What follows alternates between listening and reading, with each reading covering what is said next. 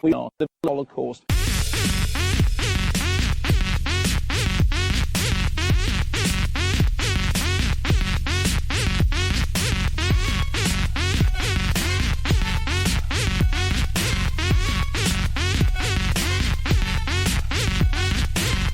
Welcome to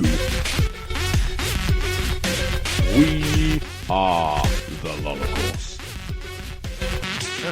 Hello, Bouncy. Get that out of the way straight away. Yeah, it's a good start. Very professional. You know, we shouldn't really say Very professional anymore. hello, Rob, because every week I use the opening theme. Yeah. And because I haven't got the opening theme on my laptop that I edit on anymore, Right. I took the opening theme from an episode where we were in the garden. Right. And I'd faded the music behind us saying hello to each other. Oh. So then I couldn't cut that off either. Oh. So I now, every week where it says, hello, Bouncy, I go, hello, Rob. That is from weeks ago. That's true professionalism, actually. We've got a proper intro. Yeah. Where we don't have to introduce ourselves. So every week we say hello to each other, and I have to crop that off and hope that there's a point where we don't just go straight into a line, Yeah. because otherwise it kind of breaks a little bit. So hello, Rob. Hello. We'll have to just get that file sorted out. What a week Yes. this has been. What a week indeed. I've lost my notes. Where did I put them? Oh, I should get those ready. Carefully shouldn't prepared I? notes. Yeah, carefully. Well, the hastily scribbled Yeah. notes Maybe on just creaking on one of my dining room chairs instead. actual paper. Get it into the right order. There we go. Don't need that one. Do need that one. Yeah, we've been to EGX. We have. Sorry, I had a mouthful of drink as you said that. That's okay.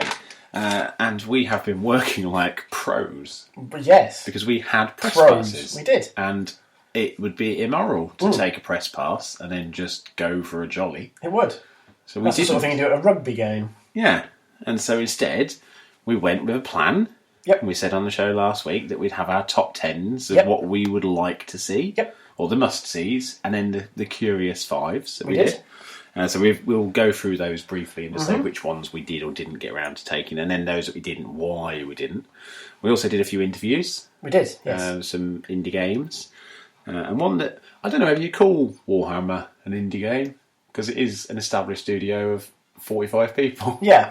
But they're independently producing, so They I are, suppose yes, that's so- still indie. And they were super lovely, and they're from Sweden. And he had an amazing accent. He did. That just made everything sound threatening and supportive at the same time. Very true. And he gave us a USB key that is a key. Yes.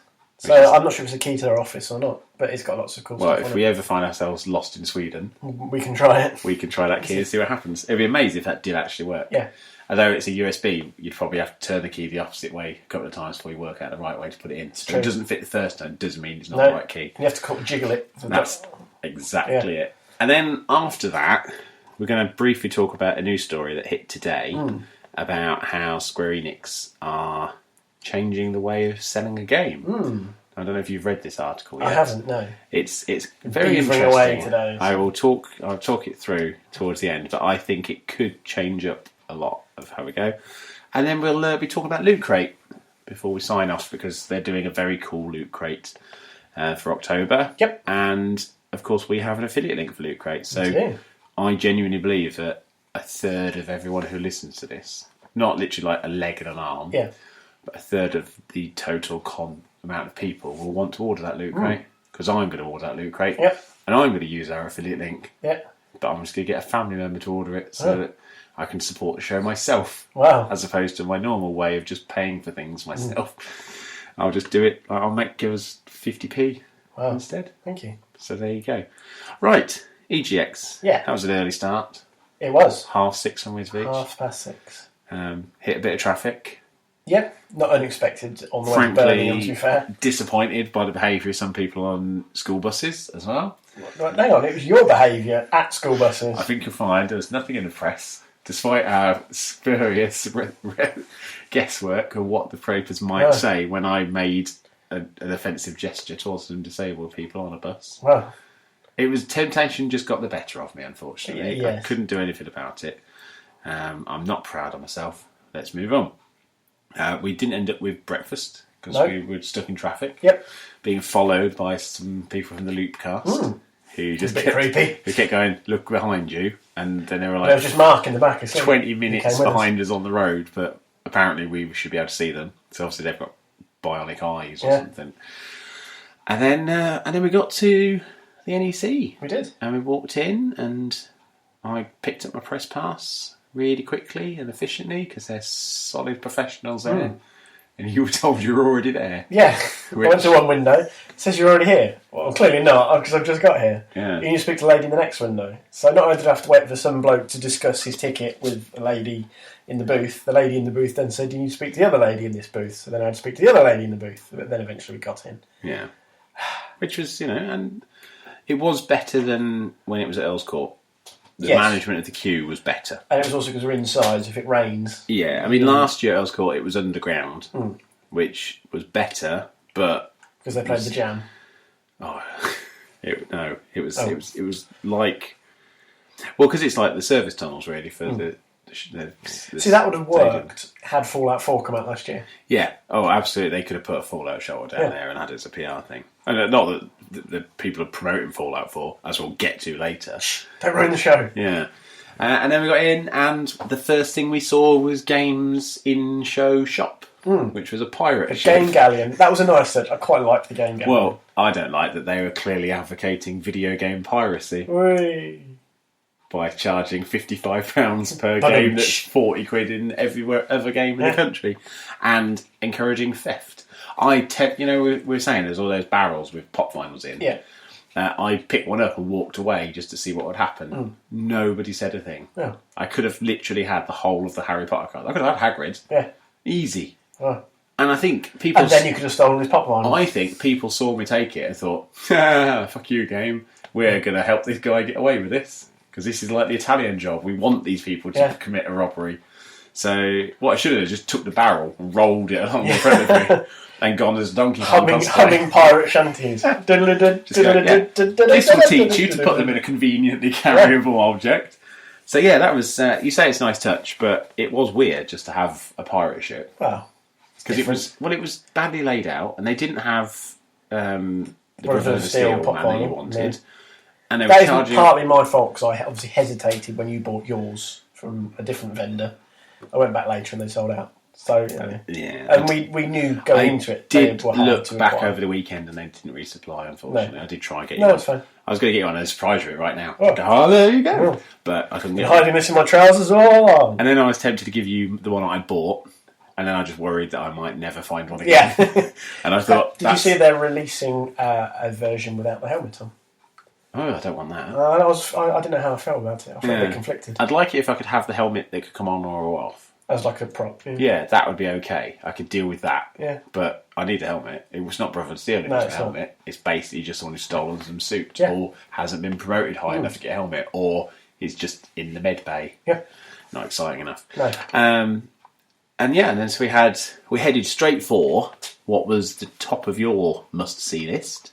Well, technically we headed straight for the Xbox stand because we were looking for Fallout 4. Well, more specifically, we were looking for Fallout 4 masks. Yes. Because we figured... And we found the big Vault Boy statue. Yeah, and that was it.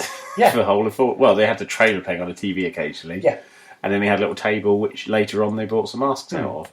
But, yeah. We'll rant about that a little later. We will. So anyway, we went for Fallout 4. We ended up around the back of the Xbox stand. And there was Rise of the Tomb Raider's queue, and it wasn't huge. No.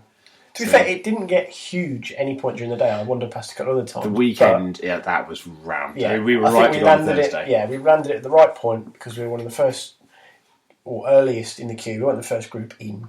But we got there early enough to get in within a reasonable time. Yeah, I think it was only like 20 minutes. About that, yeah. Yeah. And you insulted a man with a bad arm in the queue. Set the tone I for the day. didn't insult him.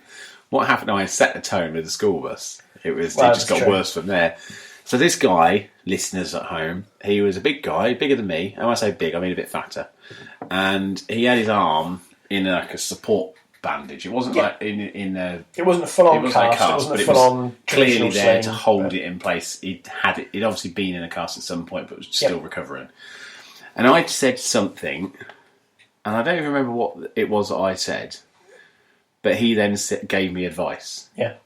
And I said... Life advice. And I said, I don't know if I should take advice from you because you're clearly not very good at advice because you've clearly fallen over and hurt yourself. Yeah.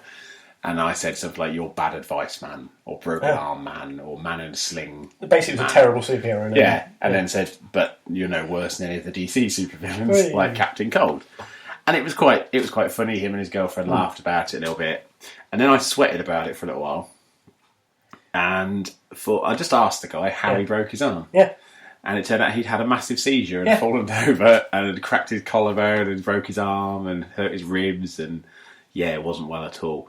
So I felt pretty bad about it. I sort of I like the way that his girlfriend kept giggling while he was telling us his story. Yeah, she was enjoying the fact that A, he'd been in pain, and B, I was feeling awkward. Yeah. But after that, we chatted all right a little bit, and they were nice. There was one thing I can say over the whole weekend.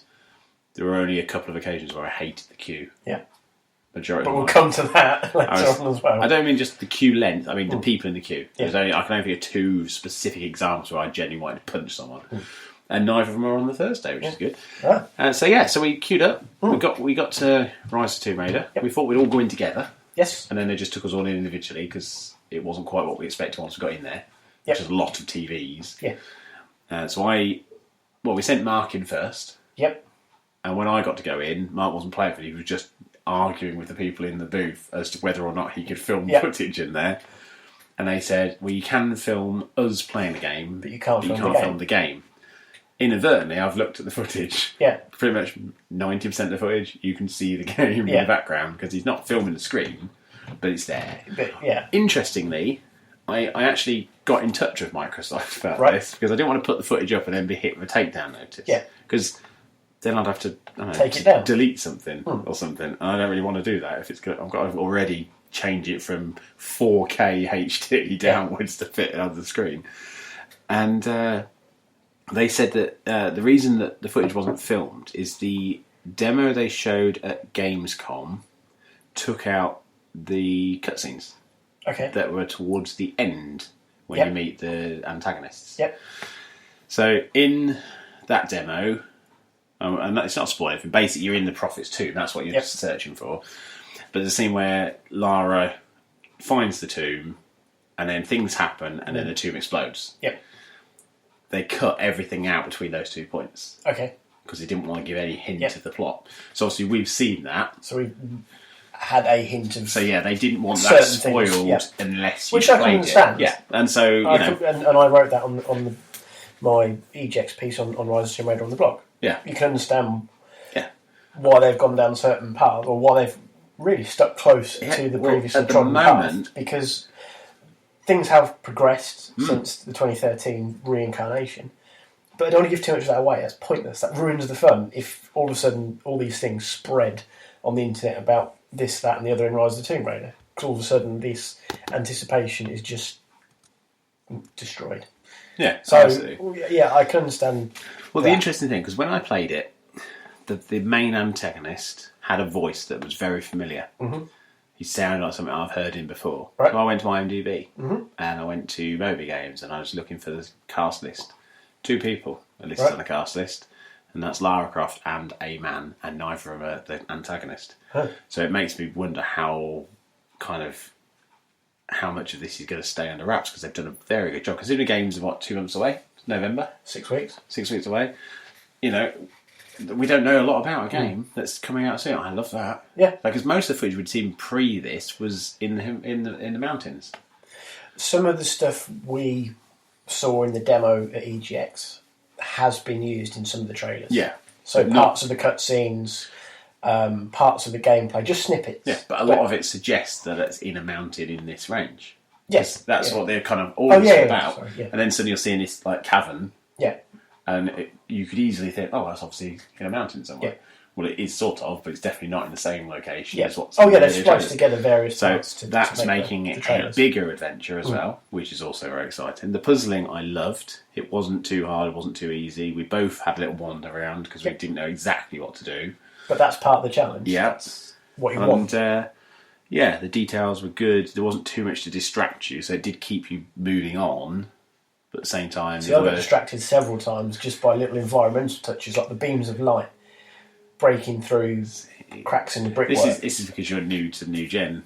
I was like that for a while, where every bit of lighting genuinely made me go like, oh, that is pretty. That is pretty. Instead, I was just thinking, Mark's filming me play this, I need to make sure I definitely don't die, or I don't react too much, because if I just go, oh, that's amazing, I'm going to look like a child. Yeah. And I watch the footage back, and it's basically me just going stony-faced, like, yeah, well, let's just play and finish this in one go. It's like a miserable, joyless bastard. So, yeah, we won't be using a lot of that video. Most of the footage I've looked at, it will probably make a 5-minute overall video that we'll just put together over some backing music, just to illustrate the final article I'm going to write at the end of all this amazing week of EGX footage. But yeah, I think we could both say we definitely enjoyed our experience with it, and we got some freebies. We both got a drinking bottle. Water bottle, yes. Metal water bottle. Mark went for the tiny little metal cup, even though he didn't play the game. Still got his cup. Yeah. So I dare say that's probably in his shop already with a 20 quid price tag on it. Yeah. One of a kind. But he's American, and that is what they do in America. And then we headed for one of my items, HTC Vive. Yes. Which is the Vive. Vive, it's confirmed. Vive. Well, I asked 3 people. 2 said Vive, 1 said Vive. Okay. Then I went to the HTC Vive stand again, because I went for another argument. And, spoiler, and they said, yes, no, it's definitely Vive. Vive like Hive. Right. And I went, you mean Vive like 5? And she went, well, either. And I went, oh. So you had an argument over the pronunciation and comparison. So Vive like either then. And she was just like, oh, you get out. And yeah, there was a big long queue rope system that we joined. But there was no queue. There was a few people in front of us. There was one person in front of us on the Thursday. And then when we got there, we were just turned away straight away and told that you couldn't go in because we hadn't booked that morning, is what we were told. Yeah, so this is about 10:30 as well, keep in mind. And so I then got on to Twitter, as is, the way that we protest. And, well, I didn't want to just argue with this lady because, frankly, she wasn't worth my time. So I messaged HTC UK. I was terribly disgusted by the rudeness of your staff. Like, they didn't even offer an alternative. Like, well, okay, can we take a contact number and then you can get a cancellation? Or can I book for Saturday? Because you said you were going back Saturday. Absolutely. Can I book Saturday? No, you can't book in advance for that. So I contacted HTC and they said that all slots for that stand were booked in advance using a sweepstake. Yep, it was a competition. Yeah. And that's fair enough. But don't then put the stand right in the middle of the gameplay area with a queue system. Because if you've got a sweepstakes, they're going to have time slots. You don't need a queue. Yeah. You just have a door, and then you just have one person on the door and go, oh, are you such and such? Yeah, in you go. It was all very odd. It kind of suggested you could queue, and people were queuing. Yeah. I don't know if you saw the photo I shared on the Saturday. Yes. There was a guy called James Brown who created a game called Tap Phobos, which is the one where you're in the coffin. Okay. And that uses a VR system. And he was saying, oh, it's like 5 minutes into the show, and look at this queue for HTC. He was like, but none of those people are going to get in. Like, they're all in a queue, but they don't know yet. Like, why are those ropes still there? Yeah. Like, if you know you can't get... It just made no sense. Then I was talking to somebody else who on Saturday was told, oh yeah, if you queue, you can try and book a place. Right. So that queue, some of them might have got a place. Right, yep. But there definitely wasn't enough for all of those people. They could have just gone, right, we've got 10 places, one of your officers in on 10, right, everybody else, sorry, you're gone. Or do like a raffle draw, like take a ticket, and they'll go, right, number 1 there, shoot, number 2, shoot. But no idea what was going on there. And then Sunday, people were just walking up to the stall and being asked if they wanted to come in. Yeah. It was just insane. Like, it was all over the place. They had no idea what they were doing. This is part of the world tour. Just an absolute shambles. Opposite those, the Nvidia stand. Yep. They were running the same demo. Yep. And they were allowing you to book a couple of days in advance if you wanted to. Now, I wish I'd known, because I would have definitely booked. Yeah. I have spoken to people who've played the demo, so I can give a run through what you're going to expect from that. And I have played 2 games using the Steam VR setup, so I can also tell you how the technology feels and resolution stuff. So, in short, the demo they were showing off was in a room with 4 sensors. Yep. So the 4 sensors on the wall basically are cameras that see the headset, so it knows where you are. Yep. And you go in, and the lady says, right, okay, if you look in front of you, there are 2 controllers. Now, in the VR, you can see the controllers hanging out. You reach out, and you grab to where they should be in the air, and the controllers are actually there. Right. Because the camera knows where the controllers are. Yep. So you can look at them, and they show up, but the woman won't. Okay. So for all intents and purposes, they're floating in midair. Yep. And they say that's the first part where people go, oh, because you're interacting with something that is actually there, as opposed to just seeing something that you know isn't. Okay. And then you interact with different items, and one of the demos was you were in a I think you were diving and you were in like a sunken ship, Mm-hmm. and you were sort of looking around, and a whale goes by and stuff like that. And they were saying, yeah, you've got this whole space to move around in and interact with, and it'll if you get too close to a wall, it'll put a grid up, so it's almost like just move back because there is a wall there, so you won't just walk flat into it. Everyone who played it said it's completely sold them on VR, and it's the most solid experience they've ever had with any VR system. Bold statements. Now, I've used this system onto actual games, not a demo system. Nope. So, now the demo system with anything is always easy to make look great. I played Crystal Rift, which was a fantasy dungeon crawler, very much like Nightmare. We talked about it on the show previously that I wanted to go on it. And I tried Elite Dangerous. Okay. Now, Elite Dangerous, I sat in a chair and had 2 joysticks, and it was basically in the ship. And it looked very pretty, but it was just Elite Dangerous. I mean, it always looked very pretty, whether you're in VR or not. Crystal Rift broke me, as you know. Yes. It gave me the worst motion sickness I've had from any VR experience. Now, I didn't have anything from Elite Dangerous. Now, I genuinely think it was the stress of the game being difficult with Crystal Rift, and the fact that I was constantly facing death. Right. All the other experiences with VR have been something where, I mean, like the going on a sunken ship and looking at a whale. Yeah. That's relaxing. It's not stressful. Yeah. So I was constantly flicking my head around, and the movement on the controller of Crystal Rift, you basically hit the shoulder button, you turn 90-degree angles. Okay. So you don't kind of turn on the spot. You turn which way your character's facing by actually using the controller. Right. Okay. Now, they said this is a workaround because the actual 2-handed controllers that you would use with the system normally, you would be in a room, so you could move around and turn around. You'd have physical space. The controller limits that movement, and because then the controller created a disparity between my eyes seeing something and looking, and then suddenly it flicking round, that and the fact that every ledge just looked down to a bottomless pit, made me feel very dizzy, disorientated. Yeah, and it did wipe me out. I was a good half an hour. I had to sit down and just get over the experience of it. So, if that's what some games are going to feel like when there is a limitation, then maybe the system's not as great. Yeah, but it's still early days. I mean, people are working on things, and the guy who made Crystal Rift went to great pains to tell me about how he's made a mobile version. And he's done this version, he can do that version, he can put it on Oculus Rift if he wants to, he can put it onto the Sony VR if he wants to, and he can do this and he can do that, because he's all about VR, and am I buying this? This bloke was a bit arrogant, I'll be honest. He wasn't the nicest guy to talk to, because he was one of those sort of people who can afford VR dev kits. Yeah. He can afford VR systems. And he said, well, it depends on how you put what value on things. Do you have 2 TVs in your house? Yeah. And it was like, well, no, I don't.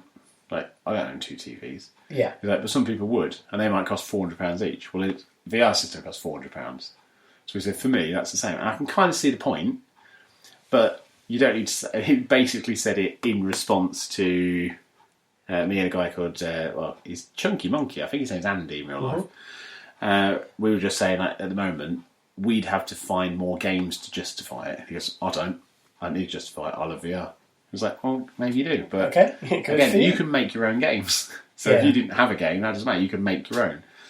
The best VR system I played all weekend. Was it that one that we played at MGPX?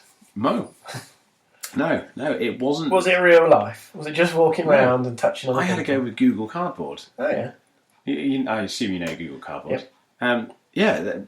Just Cause 3, they gave out afterwards Google Cardboard viewers. Okay. Because there's an app which is called the Wingsuit Experience. You put it in, and then you can kind of look around as you're flying over these islands. And I admit, I had looked down on Google Cardboard thinking, that's a rubbish idea. That'll never work.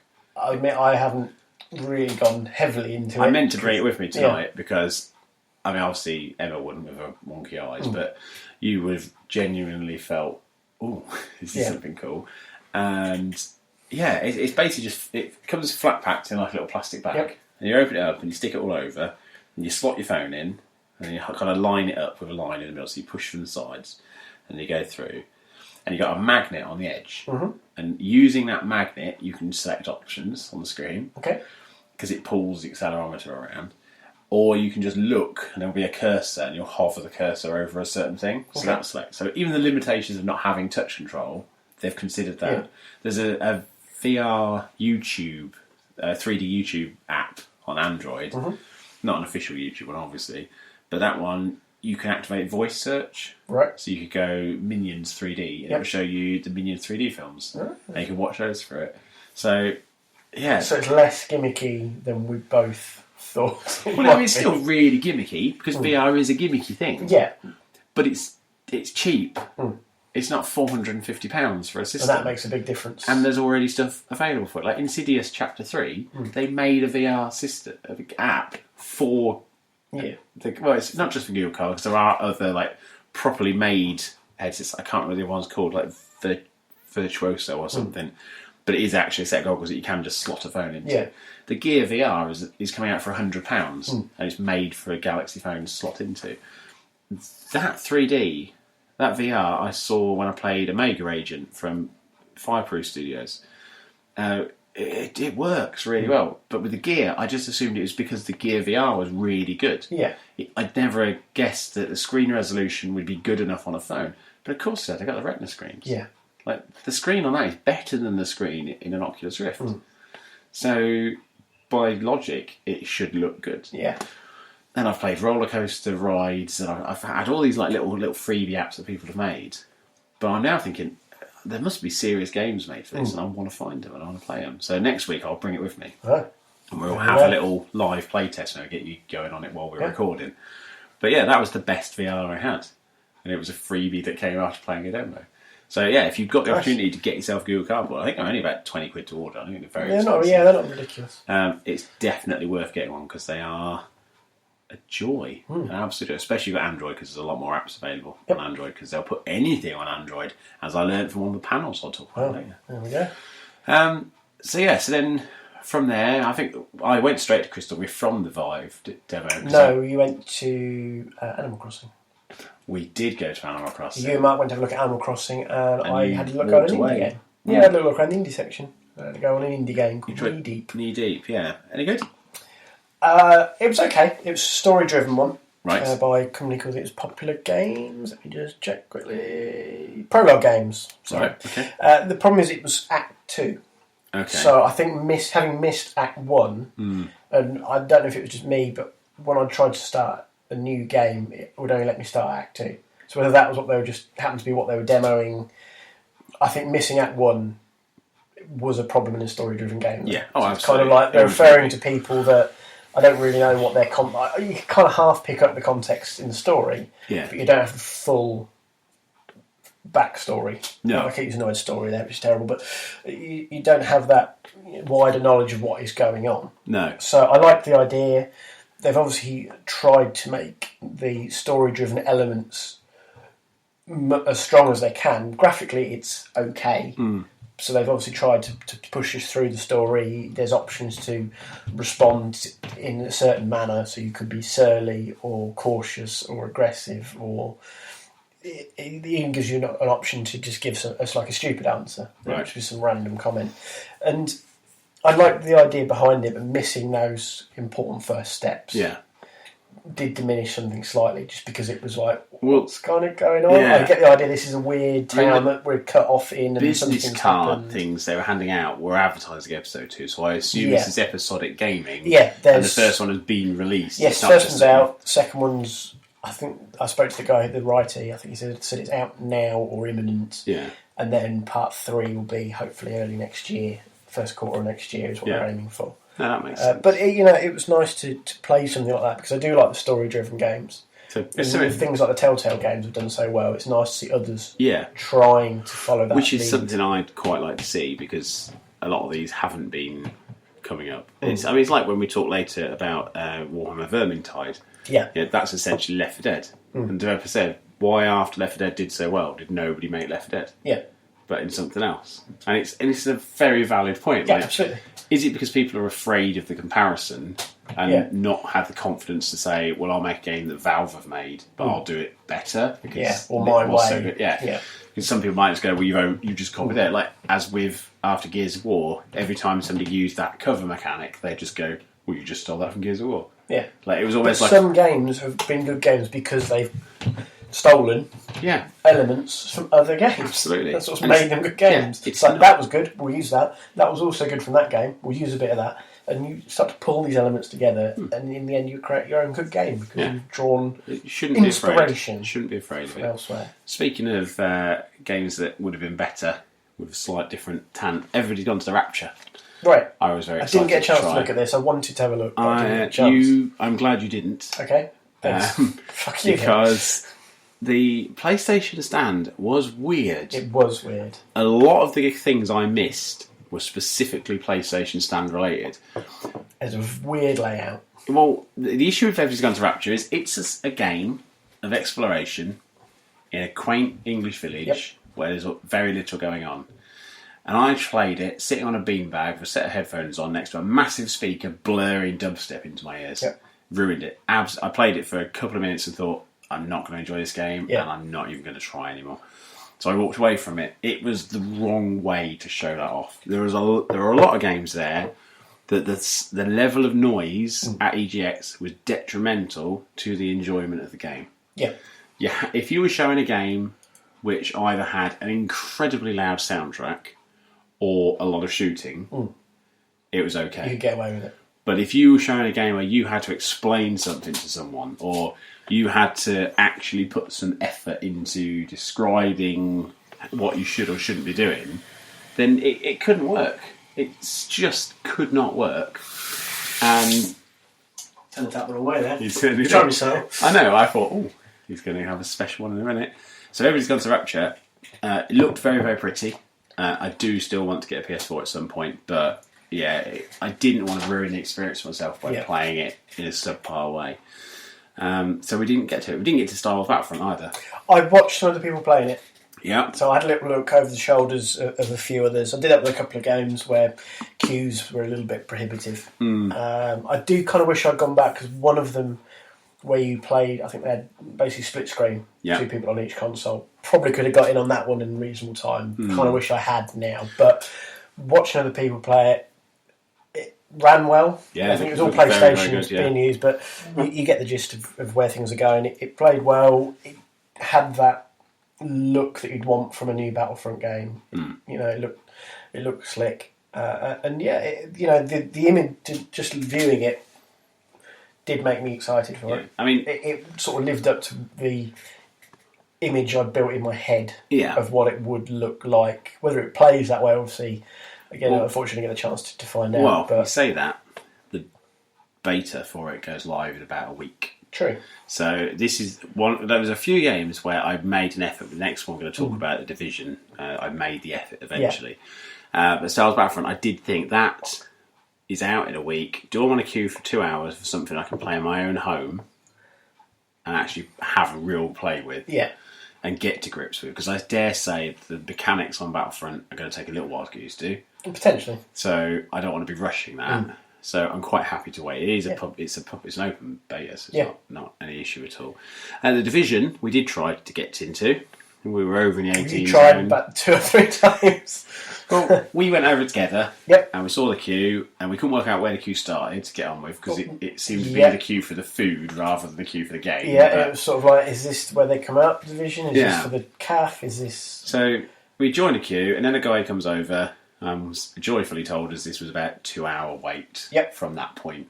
And we weighed up our options and thought, do we spend 2 hours in a queue for a game that we both really want to try? But we'd spend 2 hours, which is a quarter of your day. Absolutely. And so we abandoned it, as a lot of other people did. Then on Saturday, I went back to try it again. And the queue was 3 hours long at that point, with a handwritten sign. So they obviously had a lot of people keep asking, how long is it from this point? They were showing it to 27 people at a time. Right. Because when we looked on Thursday, it appeared some consoles weren't, either the networking wasn't right or something wasn't working, so you only had about 3 or 6 running at that time. Well, they were triangular stands. Right, so on each stand there were 3 on each side, and those 9 were in a game together. Then that so that's how 9, and that. Okay. So if one of those was offline, The queues were shorter on Thursday, but that would have meant that it was longer between. So that's why the queue was as long, no matter what. The demo was 18 and a half minutes long. Okay. It depended on how quickly everybody sat down. I timed every time the queue moved, and it ran between 18 and 20 minutes. So it was a reasonable length demo. Yeah. And so that would hold the queue up as well. I got there on Sunday after a bit of a palaver and an argument with the security and event organising So I team. need to argue with people. Well, it was basically because I already had my press pass and they wouldn't let me enter through the press entrance, which seemed mental. Yeah. And I told them that. They didn't like the fact that I was telling them how to do their job, amazingly. So I got in.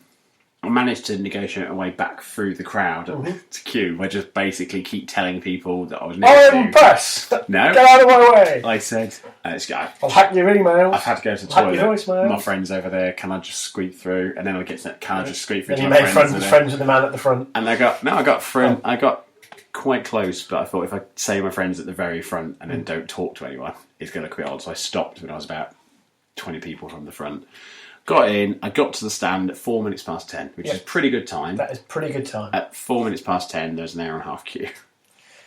I don't know how that happens. Well, there were people already in the hall. That is the long and short of it. Right. There was absolutely no way that with my long striding legs, that many people had got ahead of me. Yeah. Now, exhibitors, they get passes. Yes. You can go in from 8 o'clock. Right. So that's the idea: is if you show enough a game, you get 2 hours to walk and play other games, and that's great. And that's I like that idea because that's how certain relationships are. Then you've got exhibitors' families will be there as well. Yep. So obviously, I think that's where a lot of these early queues were. Either people who've been given a little bit earlier, maybe a Twitch streamer who's quite popular, or a YouTuber who's quite popular, who's brought some friends along, or event stuff, or whatever. And that's fair enough. I don't mind. I mean, it was a popular game all weekend. It was always going to have a queue. Always going to be. And I thought, you know what, an hour and a half is better than the 3 hour queue I had yesterday. So I joined it, and I thought, whatever happens, if this takes 2 hours, I'm playing the Division. Yeah. Because I've tried so much. And we were saying the reason we want to play it is we need to have a better idea of what this game is. Yeah. So I kept thinking about that all in my head. I was thinking, right, okay, well, I've had 2 days here. I've played a lot of games. If I only play this morning, if I'm here until lunchtime, if I'm here until 1 o'clock in the afternoon, I don't care. I'm playing the Division, and I can come back and I can talk about it. So I'm joining the queue. Now, in front of me, there are a group of very laddish lads, like all in their mid-20s, all like gold chain, fuck you. It's all about a bird over there, fuck you. In front of them were 2 girl gamers who were just trying to enjoy their day and were constantly being lectured on by these lads. And behind me were 2 Canadians who just complained about everything. Their biggest complaint was the queue at one point was single file. Right. And they went, we'd be moving a lot quicker if they went single file. To which I responded, you'd still be seen at exactly the same time. It makes no difference where you are in a queue. It's just, if it's single file, when they go in, the line will move a lot quicker. Yeah. But until then, it's fine. It's 2 abreast here. It should be 2 abreast over there. So even then, all you're doing is packing more people into a space. If we're being told it's 2 hours from this point and half queue single file, it's an hour from this point. So don't complain. So the people in front and the people behind were annoying me the whole time. And I was thinking, I've got 2 hours of this. Like I'm going to murder someone because I was on my own. I had nobody to talk to, and I had no interest in talking to these people. This is where it comes from. The people who I didn't like in the queue. It then stepped up a gear when they decided to watch their spots and let friends hop over the barrier and go off and go to the toilet or get some food or bring some drinks back or go and play something else and then come and get back in the queue again. I was thinking, that's not how this works. Yeah. But don't do that. The organisers were quite happy to let people do it because they said, it's a long queue, we can't. Because I said, look, this isn't fair. People who are waiting are having to then move out of the way to let these people back into the queue. And they're like, it is a 2 hour queue. I was like, well, that's not my fault it's a 2 hour queue. I'm waiting. Yeah. I'd quite like to take a ticket that says come back at 1:03 and play. And I'll come back at 1:03. Well, we didn't think it was going to be this popular. Well, you should want this to be really popular for 3 days. You've got a queue system that goes around the back of the stand and back on itself. Yeah. Like from where we were. I saw it. I thought it was the Assassin's Creed queue on Thursday. Yeah. But I soon clicked once we had this whole 2.5 hours from here that actually no, this is the Division. I was right the first time. And it didn't just go around. It went around and then doubled back on itself on the inside. Yeah. And then round again. So it was a big old queue. So these people, they were eating a Subway. One of them had a chicken tikka one, and it smelled lovely. And I was so hungry. Yeah. I'd not had breakfast, and all I could smell was food everywhere. And they were all just sitting on the floor, laughing and joking. One of them had some of that bloody Tornado energy drink that had been poured all over the floor of EGX over the course of the weekend. By Sunday, the floor was like a showcase cinema. It was like the showcase cinema, or maybe Miley Cyrus's slack vagina. Ooh. It was just awful and sticky and dark. Dark. And so they were just like drinking it and then just dropping the can on the floor, splashing everywhere. And I was just thinking, you're what's wrong with gaming? Like you don't queue properly. You've got no real respect. You're lecturing on people. To be fair, that's not what's wrong with gaming. It's what's wrong with Britain. It's wrong with the world. People drinking energy drinks. Yeah. So they were in, and it just got to the point where we were told from where I was an hour and a half. Like they were coming around every now and then and go, just so you know, this is an hour, this is an hour and a half, this is 2 hours, whatever. And I was given like a little card which had the backstory for the division preloaded in, so you go to this website and download it, which I hadn't had a chance to do yet. I should have done because it would have been good, but I wanted us both to see it, and I literally unpacked the card today. And then a shout comes down the aisle. Anybody on their own? And I'm thinking, I'm on my own. So, but this is like an hour and a half down the queue. So I'm thinking, there's no way. Yeah. And it's coming down, it's coming down, it's coming down. It got to me, and went, everyone on their own? And I just very slowly, like you just did, put my hand up, and then I just pointed at myself and went, I'm on my own. And the guy went, right, come down then. And I walked past an hour and a half of queue. Nice. I walked past those blokes, and I just thought, fuck you, and yourself, mate. Yeah. Smacked the Subway out of his hand as you walked past. Walked past the Girl Gamers, and I said, like your t-shirt, that's a good one. She had a Mass Effect Paragon or Renegade logos on it. And it went, and it was just then, she was sat there, she had a coin, like a coin with both sides on, so she was just tossing that at the same time. It's like full on, like N7 band all over around. So I was confident on that. I went, that's pretty good. Carried on, walking past all these people. So, some guys walked by and went, you're a lucky bastard. And I went, it pays to have no friends, it seems. I went, I bet you wish you just thought to say me and leave your friends in the queue. Because I certainly would have done if it was just me and a friend. If it was me and Kev, or me and Kev and Steve, or just me and Steve, or whatever, I would have definitely stepped over Kev to get a go on that quicker. Like, there's a difference between 10 minutes of queue and an hour and a half of queue. So I get in, they sit me down. About an hour and 20 minutes difference. Absolutely. And I sat down, put my headset on, and I'm using a set of Astros. Now these are, these headphones were the dog's bollocks of headphones. They had a massive box. So whereas most people would have like a little dial on the headset, this was a big like turny dial knob to change volume and settings. And then it all started to go very, very wrong. Right. Because the Division is going to be a very, very good game. Yep. But the Division demo is fucking awful. If anybody goes to play that and comes away and thinks, I'm pre-ordering that event, definitely, there's something wrong with them. Because Ubisoft screwed the pooch on it. Categorically ruined it. So I'll talk you through it. Okay. Right? Because I was talked through it by somebody there. Right. This is how inaccessible this demo was. Each stand had a guy on a headset telling you what to do, step by step. So this is why it's taking so long as well. Yeah. Right, so you sit down as a team. Now, the 3 teams of 3 were to reflect the fact that when you play, you're randomly connected to other people's games. You cross over. They've said about this before. It's kind of the shared world single thing, player, then multiplayer, single player, then multiplayer. And the multiplayer is sometimes co-op and sometimes combative. So they were showing off the single player story plus the competitive multiplayer mode. But they started it so far into the game, and this is the problem you had with Knee Deep, that you have no idea what the story is. Yep. You're just in what they call the black zone. Okay. I think they called it. And he said, so basically what you need to do is you need to climb over there, and then when you get over there, there'll be some enemies on the right, about 100 yards down, you're going to want to take some cover. And I'm thinking, can I just play the game? Like, learn from my mistakes. I'm not going to not walk down the road. I know it's an open world. Yeah. I know it's an open world, and you don't want me just wandering off the wrong way. But it's a demo. Like, give me 20 minutes and just leave me to be. Yeah. Like, if I'm going to wander off and leave my team to die, I'll do that if I want, because I will in the real game. Yeah. Absolutely. I'd shoot the lot of you if it just meant having 5 minutes peace and quiet. The combat was as good as Mass Effect 3. Okay. in that it's that third-person combat that's always a little bit iffy. Yep. I don't personally get on with it very well. That's another reason why I think Battlefront and I might not get on. I liked it in Gears of War. See, that doesn't bother me. But that's because when you go into cover, it almost becomes a first-person shooter. Yeah. Tomb Raider and third person. Yeah, I don't know. It just didn't gel with me.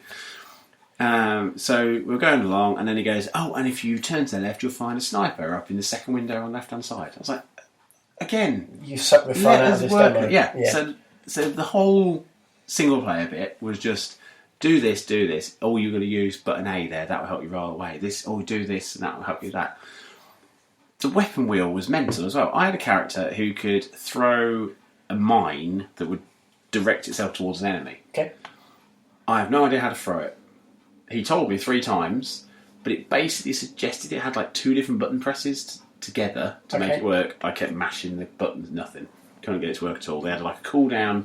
I think one time I managed to throw it at a building next to me. Right. It didn't hit anything.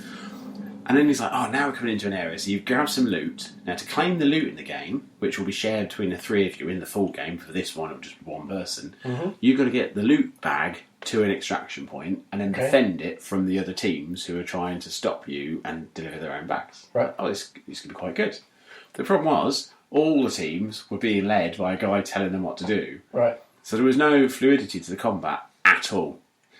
The only team that seems to be be like doing a well... bunch of 5-year-olds playing football where everybody runs after the ball? It was kind of, yeah. Stop bunching! It was just like, the guy was like, no, you need to go over there and do that. And we were like just trying to shoot the other team. Like, there's no point shooting them because they're just going to respawn. You need to get to that point. It's like, well, again, we're developed to play a competitive shooter a certain way. And if you're telling us how to play it differently, like, that's the sort of thing you would learn playing the game. And this is where it comes back to. The game will be good. Yeah. What I saw had great potential. The city is beautiful to look at. The combat is workable. If I got used to it, it would be good. Yeah. It didn't feel like every other shooter I've ever played, but I didn't get a feel of anything that I know is going to be in there to make it feel special. It just felt very by the numbers. It felt step by step because it was step by step. We were told step by step what to do. And then we were told that the team we were playing against had played it like 8 times that weekend. And I'm like, well, that's also unfair. Yeah. Because of course they're going to enjoy it because they now know what to do. Yeah. And so I've queued for 3 hours to be repeatedly killed by a team who's been allowed to keep playing. Yeah. Like, and this is my other point, which I think they should do with EGX, is when you play the game, hey, you should stamp your hand. Yeah, but your hands would have been black by the end of this weekend. No, I don't mean like every game, but like a big game like that, just say, look, you get 1 go per day. Or you have like a punch card or some system to stop people just keep walking around. Fair enough. If they want to waste their time all day playing Call of Duty, that's fine. But what those people are doing is they're stopping people who haven't got plans to just play one thing from playing that game because they've got to sit behind 3 hours of queues of other people who are just on a loop. It didn't seem right to me that should work. So I played the demo. It was all right. I walked away feeling like I'd not really done anything or enjoyed it. And yet, I'm also convinced the game's going to be good. So it was all right. It was good. But it was a terrible demo. Yeah, just awful. A terrible experience for the sounds of it. Yeah, the whole thing was the queue lengths. What must people have spent the weekend doing to play one game 8 times? That's what I don't understand. Well, this is it. They must have literally just come out and walked around. Because that's like 16 hours worth of queuing. Yeah, which is pretty much their entire show. Yeah. Yeah. Because that is literally 2 days, 2 solid days. The only thing that could be different, and this is something I have witnessed while I was there, and I was told to do. Some people had exhibitor or press bands, and they were telling the staff that they were going to the front. Yeah. And they were getting pulled through the queue. It happened with me with Guitar Live, which I'll talk about in a minute, where I was in a queue and 3 people behind me were pulled ahead because they had press bands on and they were moaning that they shouldn't have to wait. Yeah. And I thought, I understand that you want to cover as much as possible, but at the same time, you're being a dick about it. There's the lesson here, be a dick. Well, this is what... Next year, I'm going to have the full-on spikes on the elbows, steel toe cap boots. Well, even like... well, you know what, I'll tell you, we'll jump straight to Fallout 4 now. because we were told, obviously, Bethesda were doing a Fallout 4 thing on the stage at the Xbox thing. Yep, well, we spotted it, didn't we? They on the Xbox stage had some screens. Yeah. It basically said this game or something on the stage for this game at this time. Yeah. Blah blah blah. Tomb Raider did one at 2:30. Absolutely. The Q&A, which I listened to a little bit whilst And it doing was Lego, quite interesting. and yeah, it was great. Yeah, and really, then actually, genuinely, really good. Fallout 4 was 10 minutes of a man from Xbox going, "Ooh, what's that on your arm? I don't know what that is. That's scary." And it was a Pip-Boy. I know he knew what it was, but he was. Yeah, I don't know if he basically, he did. was paid to yammer on and shout. You say and, that. No, I don't know if he was very. I think fine. he's very good at PR. But I don't think he's very good at gaming. No. The Bethesda people were very good with their Fallout knowledge. Yeah. But it was half an hour of scream, put your hand up in the air, and maybe get a T-shirt thrown towards you. If I'm frank, the Fallout knowledge, they work for Bethesda. No, but they're paid to know this stuff. You and I knew all the stuff that was being talked about. Well, a lot of people listening at home will know all the stuff being talked about. It wasn't impressive for an employee of Bethesda to know that stuff. But the point was that they knew how to make teenagers scream and jump up and down for a T-shirt. I mean, Nuka Girl, the woman there, she's on Twitter. She is the Bethesda community manager. She is, yeah. So, I mean, she does know her stuff. Oh, yeah, no. But what annoyed me even more, and this is where I get too nerdy for my own good, is when the Fallout fans in the crowd were getting questions wrong and still getting prizes. Like, for me, I know it's about good PR, but I would say, if you're asked to sing a song off of the Fallout soundtrack... At least get it right. And you sing the lyrics, "I just want to set the world on fire," you should be punched in the face and told to fuck off. Because it's the most famous Fallout song. Yeah. It's the name of the song, and he got it wrong. Well... And it's like, one girl went up, did an impression of Ron Perlman, saying war never changes. She said, war never changes, and got a T-shirt. Yeah. It was rubbish. You just wanted a T-shirt, didn't you?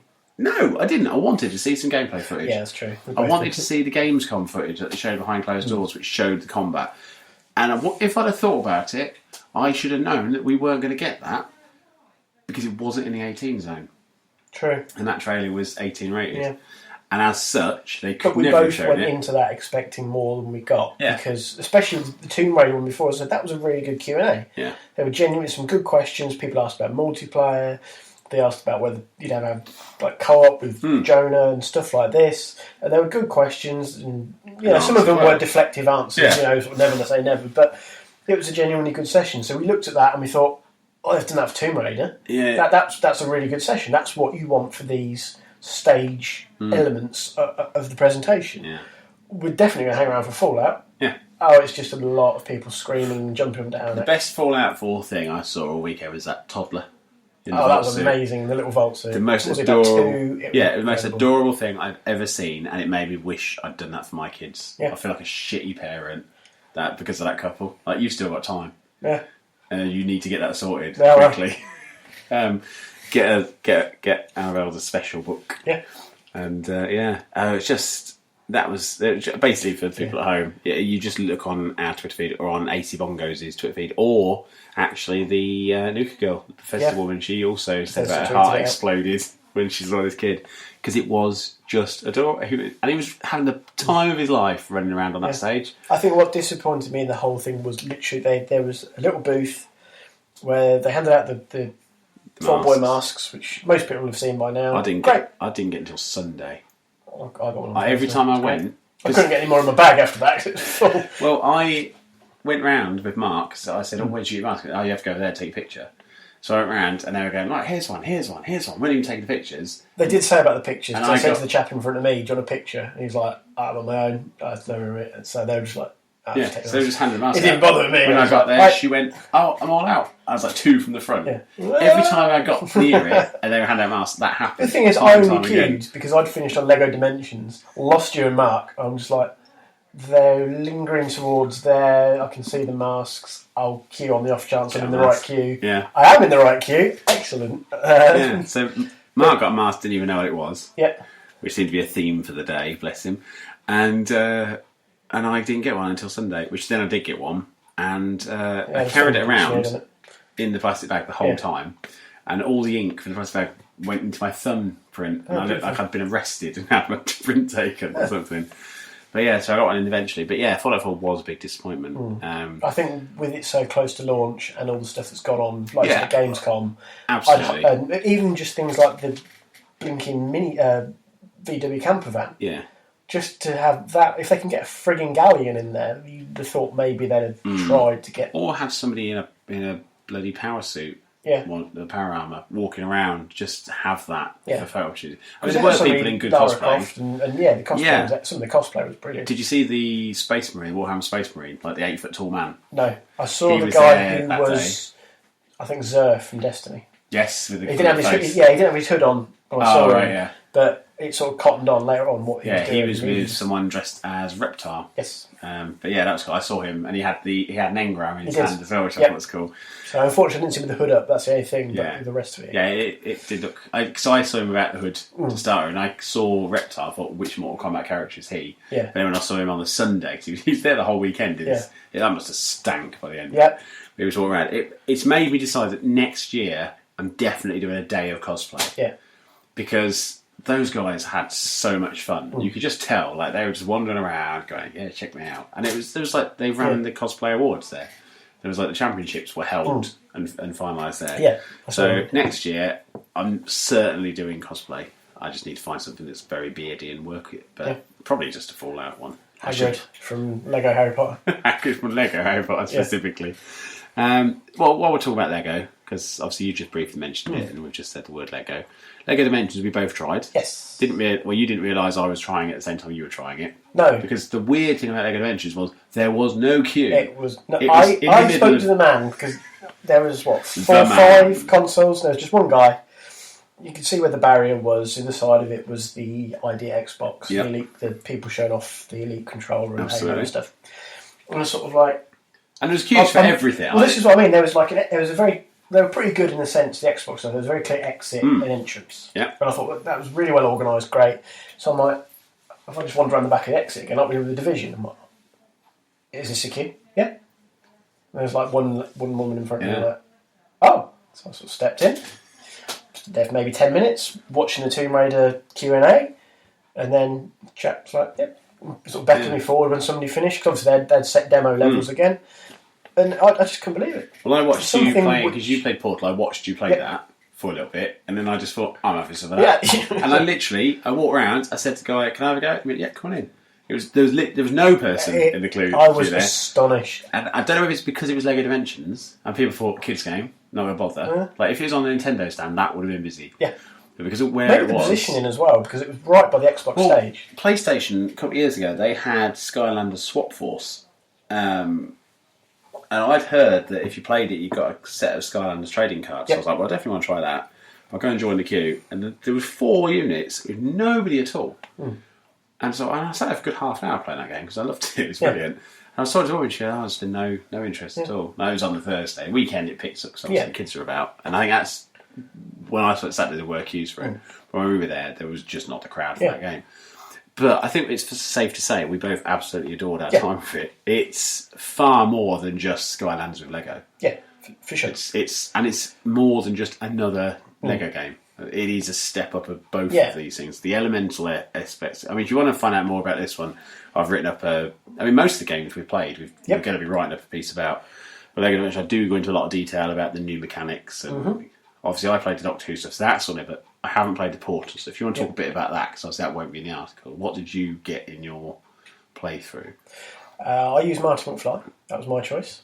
And then they also put in Wildstyle from the Lego movie, and Gandalf, and the chap who was with me, because obviously you had somebody playing through it with you to try and help you sort of understand. Because some of the puzzle elements... My guy didn't play with me. Yeah. He just told me... I think my chap was just like getting bored. He's like, I want to play there. Yeah. So he jumped in with one of the doctors. But again, he showed me that element of it. You choose which doctor you want to be, and blah, blah, blah. We had the Batmobile. No, we didn't. Sorry, we had the car from Back to the Future. But he said, there's the Batmobile and stuff as well. Yeah.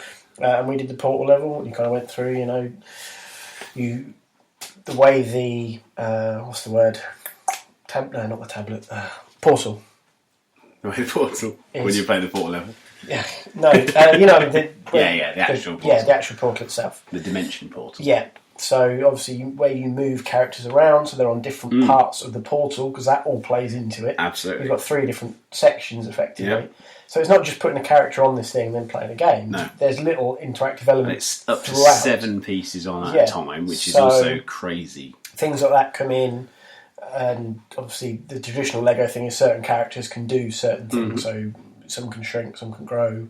Only Gandalf can do this, only Wildstar can do that, and so forth. It just as a complete package, and having all those options, and as you say, having 7 different things on the go at once, being able to rebuild vehicles. It just, as you said, it's all the best bits of a Lego game, which are pretty good fun anyway. Yeah. Plus the best bits of things like Skylanders and Infinity. And then not being tied to one franchise. Yeah, exactly. Which is, for me, that's the greatest success of this, is that I love Lego Marvel, I love Lego Batman, I love Lego whatever. Doctor Who now. Right? But this is the point, they don't have to build a 20-level game. No. They can take a good idea and make that work for 2 hours. Yeah. And then they go, right, let's do one for The Simpsons. Let's do one for Back to the Future. Let's do one for Portal. Let's do one for Ninjago. Let's do one for Scooby-Doo. Let's do one for Jurassic World. Whatever. And they put them in. The vehicles all have 3 modes. Yep. Because I was talking to the guy and I was saying about you can change the Batmobile. And he goes, oh, you can change TARDIS as well. Like, the TARDIS has 3 different versions. Yes. And DeLorean has 3 different versions. And there was like the Wonder Woman little play set. It comes with the invisible jet, which has 3. Everything. That sounds like a rip-off right there. It's definitely in the box, mate. It's all clear bricks. I did see a picture of it. You did show me, and they did actually. I mean, my guy had a load of paper. Yep. It was like 5 sheets of A4 of information. But any question I wanted, he had the answer on this paper. So at least that was something. Whereas it wasn't just, I don't know, mate. Sorry, this is in the game. Yeah. You're doing it. They were very attentive and very They helpful. were. I was very impressed. Every question I asked the guy, he either knew off the top of his head or found the answer out. There was one I asked that wasn't on the sheet, which was how long are they going to make content for it? He asked the guy there, and he said at the moment the plan is 3 years, which is good. I'm happy with that. Like, if they're going to keep making DLC for it or sets for it for 3 years, and I don't have to buy another base one, because that's the issue I had, and I said to him, with Skylanders, every year's a new one. Yeah. With Disney Infinity, every year's a new one. I don't want next year there to be Lego Dimensions 2. I just want more packs. Yeah. Because I've got the portal. Downloadable levels and... I don't want a new portal. I don't want a new disc.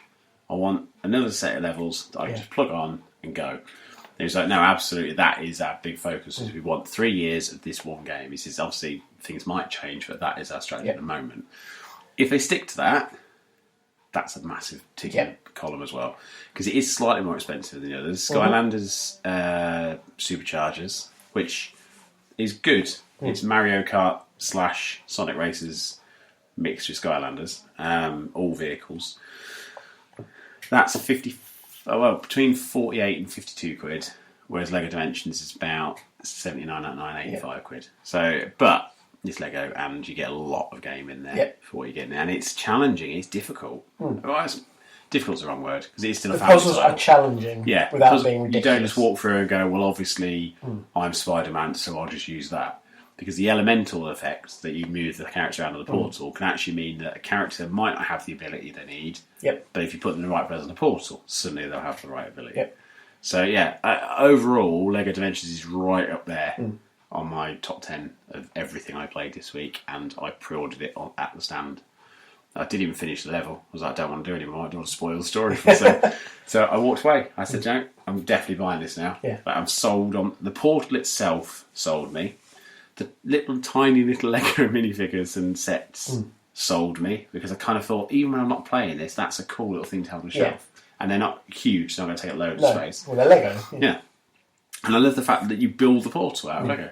I like the fact that you can't just plug it in and play. You can. I did ask this as well. Like, if you don't put any of the Lego on, can you play it? He goes, oh, you can. You can just put the disc down. It would be a bit boring. I was like, yeah, but imagine it. I don't want to lose any of my pieces. I just keep them in sealed bags. Super glued together. And the same with vehicles. Like, if you change the mode, the near-field communicator will write or rewrite the data, so it will tell the thing that when the TARDIS is on at the moment is in laser mode. So you don't have to rebuild it if you're worried about losing little pieces. I mean, you may be sort of person who wants to put a little bit of glue in and just hold them together. I wouldn't necessarily say that's a bad thing with this, because you're not using them to play. But yeah, it was a genuine delight. Unlike Homefront: The Revolution, which we missed. Missed on the Thursday. I think I saw it as we were heading to something else. It was sort of behind Just Cause. That was why. It was sort of poked away at the in back. the 18 zone. Yeah, it was in the back corner. On the Saturday, I tried this out, and I'd put that I was in the queue for it, and somebody said it was Chris Blue Wolf from Digital Diaries. He said, "Oh, don't bother, it's rubbish." Right. And I said, "Well, so was Marriage, but I'll give that a second go as well." To which my partner was like, "Is that a proposal?" I was like, "No, it's not a proposal." It's a 2-hour queue, love. The queue wasn't huge. This is why I joined it. I thought, you know what, even if it is terrible, I don't think it's going to be terrible. Like I've seen. I want to try this. Yeah, we were both reasonably. It's both on our top 10 must-sees because we wanted to give it a go, and the concept was exciting. That was the point. It was horseshit. Absolutely terrible. Just I'll cross that off the Christmas list. It's probably one to pick up when it's a tenner in a sale. I don't know. Again, it might be that the demo didn't show it off well. Which we've had before with some games. Because it didn't really play much of the story. It was just a mission had happened, so it was all guerrilla tactics, and you had to get from point A to point B to help some people at point C. I got from point A to point B. Actually, no, I didn't. I died very quickly because there's a convoy coming through and there's a barrel trap. And as the convoy's coming through, there's a lever that says pull lever. So I pulled the lever and it just fell on the floor and didn't explode. And then the convoy drove past and I had to shoot everything and then they just killed me. So there was no point where the game said, okay, when the convoy passes, pull the lever. It just made me, because I didn't know what the lever was going to do. Yeah. So I just pulled the lever. Donk. So that was bad game design really from my point of view, because that shouldn't have. It should have been clear as to what the purpose was, and that seems to be the point of this game: is that you get a motorbike and you can drive up most buildings. There's loads of ramps and things, and they said one of their inspirations was the Trials HD series. They wanted to make a free roaming environment, which gave you the idea of the dirt bike of Trials HD. But Trials HD worked because it was side on. Yeah. This is first person. You can't judge your distances. So you're jumping onto a roof and you've gone off the other side. And then you're sort of stood with a tank in front of you or a laser drone following you. And you're just like, oh, what am I going to do now? Oh, I'll just have to drive around the corner. You get around the corner and they're like, oh, he's gone. Well, I clearly haven't gone. I've just gone around the corner. But the AI was awful. You could run around the corner and just crouch and then come around and just go, no, we lost him. Which is bad. It's just, everything about it was awful. The textures were terrible. Like, I don't normally judge visuals on a game when I'm at a show like this because they put it on a 50-inch screen and you sit a foot away from it. Nobody does that. It's mental to think you would. Yeah. And no game's going to look good like that. But this looked like a PS2 game at times. It's even just a wall with graffiti on. Stood in front of it, I couldn't read the graffiti because the textures were so poor. Yeah. So I'm sad. I'm genuinely disappointed because it was one of those games where I loved Homefront and I wanted it to be more than what it was. And then this comes out and all the trailers and all the hype and all the prospects of it being a cross between Battlefield and Far Cry. And then when they were talking about, I was in the queue and they were talking about Trials HD as well. I was thinking, this is intriguing. And then it just plays like horseshit, looked like horseshit. And if I'd have probably sniffed it, it would have probably smelled like horseshit. But somebody had spilled some more of that Tornado energy drinks. That's all I could smell. Just everywhere. Horrible stuff. What was the slogan he said when he handed it out to us? Don't just win. Do some damage. Oh, I don't want to drink this now. I want to do some damage to my intestines. It really did. I've drank a can of it today. Oh, Christ, I'm going to write a review of it. I genuinely felt... The only interesting thing about that Tornado energy can... Bouncy EGX 2015 Tornado shits. there is going to be a review. I've taken lots of photos of the can and when I opened it and everything to just go, do you know what? And so basically there's two parts to the review. I will spoil it on the podcast because this will go out after I've done the article. But basically this is how you, according to EGX, this is how you do it. You open your drink and then you just pour it on the floor, you drink a little bit, decide it's horrible and pour the rest on the floor. And that's what everyone did. But every queue had like 50 cans just balanced on tables. I mean, like the ID Xbox stand, it was spilt everywhere, wasn't it? Yeah. A couple of the indie stands had it spilt on as well. Yeah. It was just like, I kind of feel Stop sorry giving people drinks. I kind of feel sorry for the indie developers there to try and demonstrate their product. Where there's some bloke's just gone, oh, sorry, mate. But it's just like, oh, is that a table? No, it's a display unit. Oh, well, it looks like a table to me. I'll just put this can here and I'll leave it. Like, don't do that. There are bins everywhere. Yeah. Use there weren't them. enough bins, to be honest. There weren't enough bins considering they were handing out thousands of cans of energy drink. And any drink that says on the label, not for people under 18, and then they were giving it to small children and then winding them up. And that also made the queues intolerable at times because people were so pumped up they had nothing to do. Yeah. Like they should have given people a can of energy drink and a unicycle that was on a tiny round track so they could just spin around for an hour. But so anyway, the energy drink. Guitar Alive. We'll jump into this. So Guitar Alive was in my top 10 must see. It was. And it's on my list of things I want before Christmas. It's that time of year where there are a lot of good games coming out and you have if you're living on humble means, which we are, you do have to kind of think, well, I'm only going to be able to get 2 or 3 of these. Yep. So Fallout is definitely on there. Yep. Lego Dimensions has now pushed its way into there. Guitar Alive is my third that I'm definitely getting after queuing for a while and seeing some people push their way through because they claim they were press. I met a woman. They claim they were press. They clearly were not. They had a press pass, killed somebody, but they weren't acting with the decorum I would expect from press people. So that means they're definitely from the press then. Oh, I tell you what, I was in the press area on Saturday lunchtime, and sometimes I'll sit in the press area and I'll just chat to people on tables and just swap stories or email addresses or whatever. Swap stories, yeah. And I sat down. For 2 hours of division, it was shit. And there was two lads from a little tech startup, and they were basically creating something that worked with Unity. Okay. So they were there as press, even though realistically there was some sort of developer or developers. So they just got the passes because I guess they weren't exhibiting, so they couldn't have that. So they were talking to this guy from this website who was about my age, but he was kind of like everything I hate about the industry and everything I want to stamp out. Right. So the first thing he said to these guys was, "Oh, which publication are you from?" And they went, "Oh, we're not. We're just we're working on a Unity thing." Well, you shouldn't really be sitting in here, should you? This is for the press. And they went, "Well, we've got press bands." And he went, "Huh, they give them to anybody these days." He goes, "I've been doing this for years." And you get, "Oh, what do you concentrate on most?" And he goes, "At the moment, I'm in the MMO. Like, I focus on reporting on MMOs." And they went, "Oh, okay. What have you looking into mostly?" And at this point, WildStar's just gone free. So he's like, "Well, I'm looking at WildStar." And they were going, "Oh, we're quite looking forward to it." He said this name of this thing that's coming up. He went, "Oh, yeah, I've been in the beta for that for the last 2 months." Or before that, I was in the alpha. Yeah, I've got friends in that. And I'm thinking, now, I'm sat on my phone, I'm just Googling this. There hasn't been a beta closed or not for this game. So he's just name-dropping and bullshitting his way through this. Because these people just were too polite to call him out on it. Yeah. And it came to a head when he basically said to me, "Oh, sorry, I ignored you. Which publication are you from?" I said, "Oh, no, you wouldn't have heard of it." And he went, No, try me. I went, No, it's fine. So I didn't realise I was sitting on the big boys table.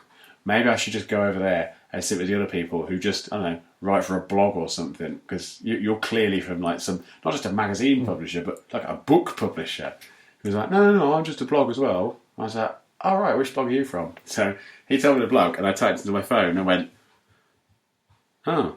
I went, no, clearly you thought you were coming to the big boys table. I just walked off, just complete, like you could just tell there's a few people around just silently in their heads going, good on you for putting it back in his place. Like, he had a shit blog. Like, I've seen blogs that shit. This looked like something from 1998, and it hadn't been updated. Like, was it the GeoCities site? It kind of looked worse. It looked like the one when Homer gets the internet for the first time.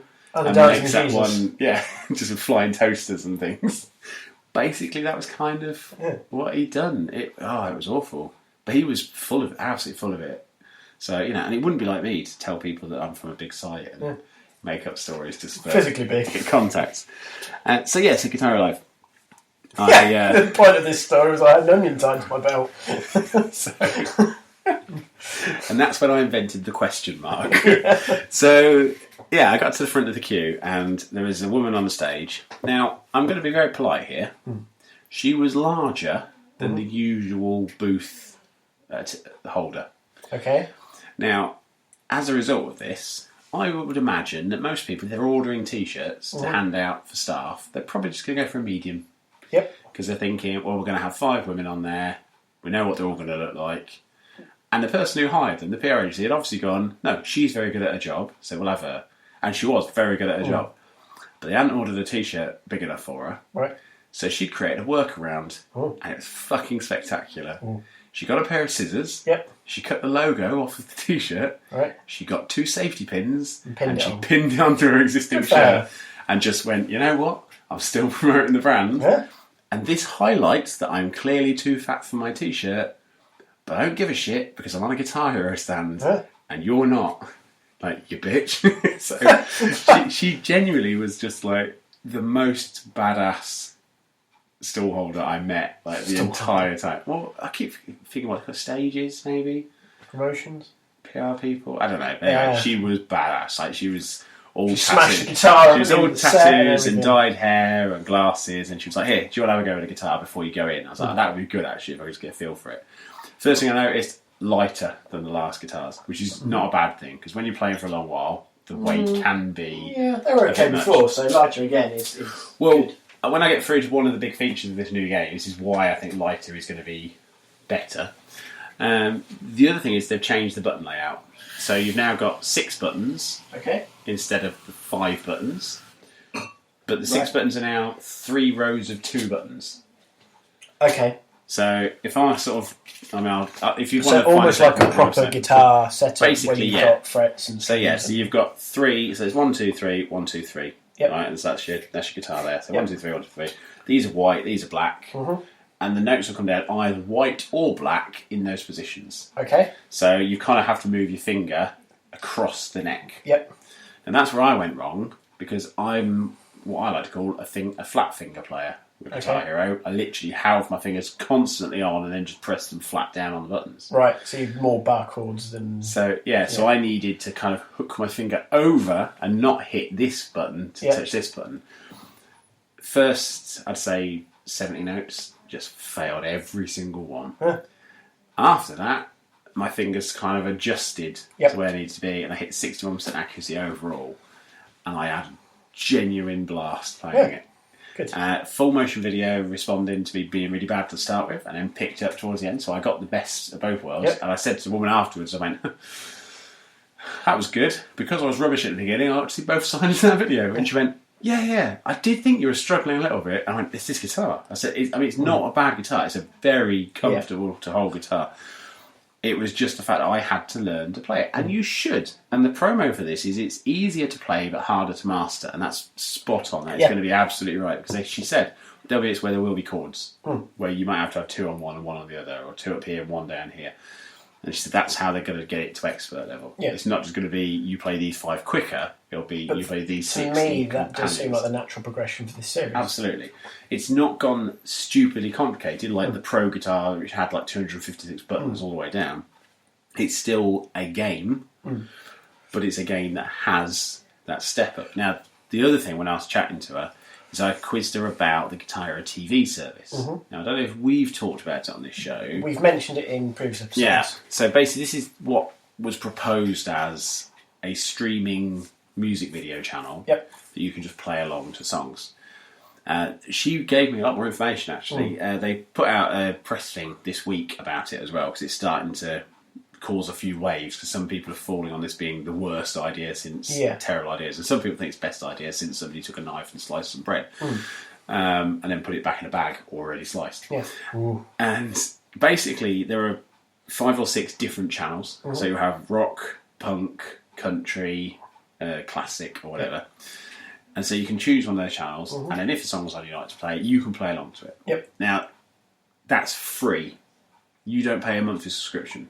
That is insane. Because that was the bit we weren't sure about when we discussed it this before. This is what I wanted to know. How much is it? And she said, no, it's completely free. She said the way that they've monetized it is that while playing, you unlock coins, like tokens. And you can choose to play any song on demand using these tokens.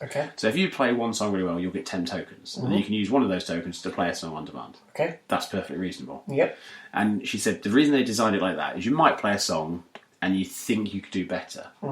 So you use the tokens you've just got from playing that song to replay that song. But they said they looked at the DLC model And basically, people were buying content, probably playing it once, and never really playing it again. Yeah.